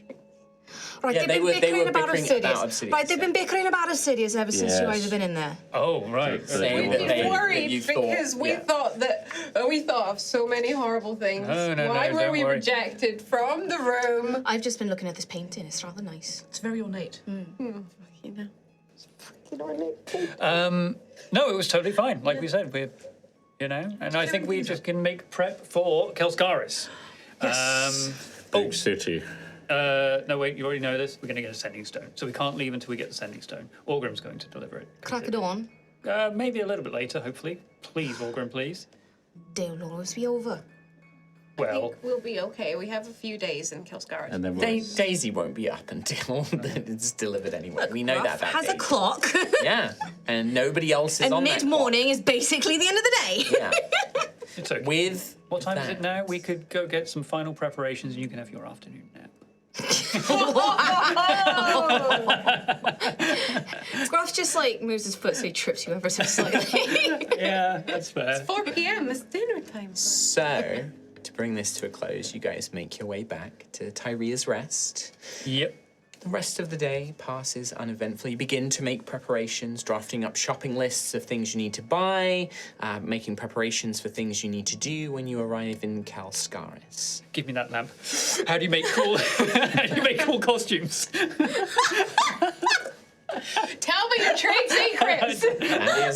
That is an option. Xanthias, why are your lips purple? Hello, man. Hello, man. Should you wish to borrow Nixonist's skill in tailoring, it would be available to you.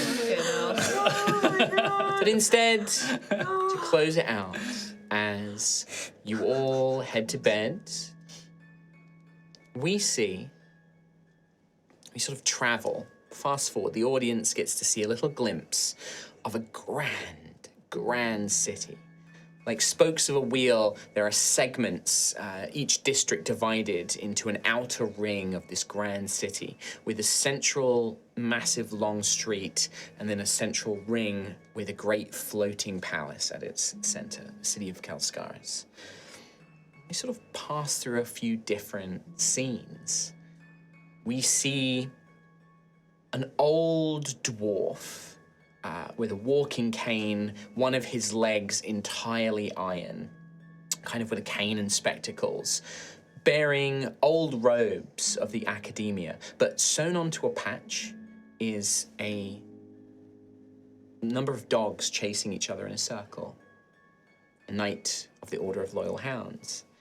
He makes his way to an old, a sort of very worn down park just off the coil, the central circle ring. And there we see a group of youths playing some sort of sport game. Footing the ball. A sort of carrying of the ball and throwing of the ball, as they appear to be playing this sport team.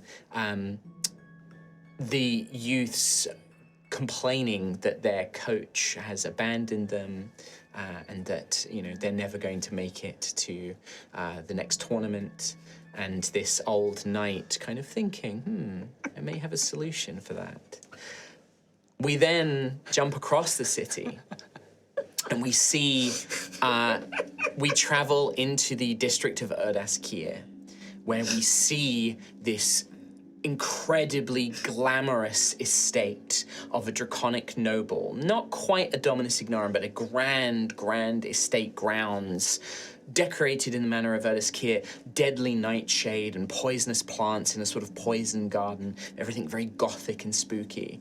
And in the grand lobby, plans and decorations are being arrayed. Great crimson sanguine curtains are being hung. Great golden chalices overflowing with wine are being prepared as a very, very handsome young man, pale in color, a little gaunt, very much like Sister Ophelia Della Rosa. His long white hair streaked with gold and black, as he seems to be speaking to a 9-foot-tall black dragon in humanoid form, a female dragon, black dragon in humanoid form, as the two are making busy preparations for what is set to be a grand event to become. You can see that this young man, decorated in symbols of the Grave Father, as Father Varys Evernight of the House of Blood, makes his preparations.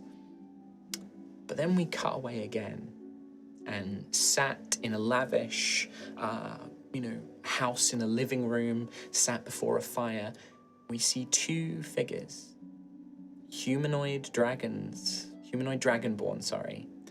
One, her hair long, blonde, beautiful, charismatic, scales of gold, speckles on her cheeks, a tail sort of coiled around the leg of the chair, sort of speaking in hushed tones with the young man sat next to her.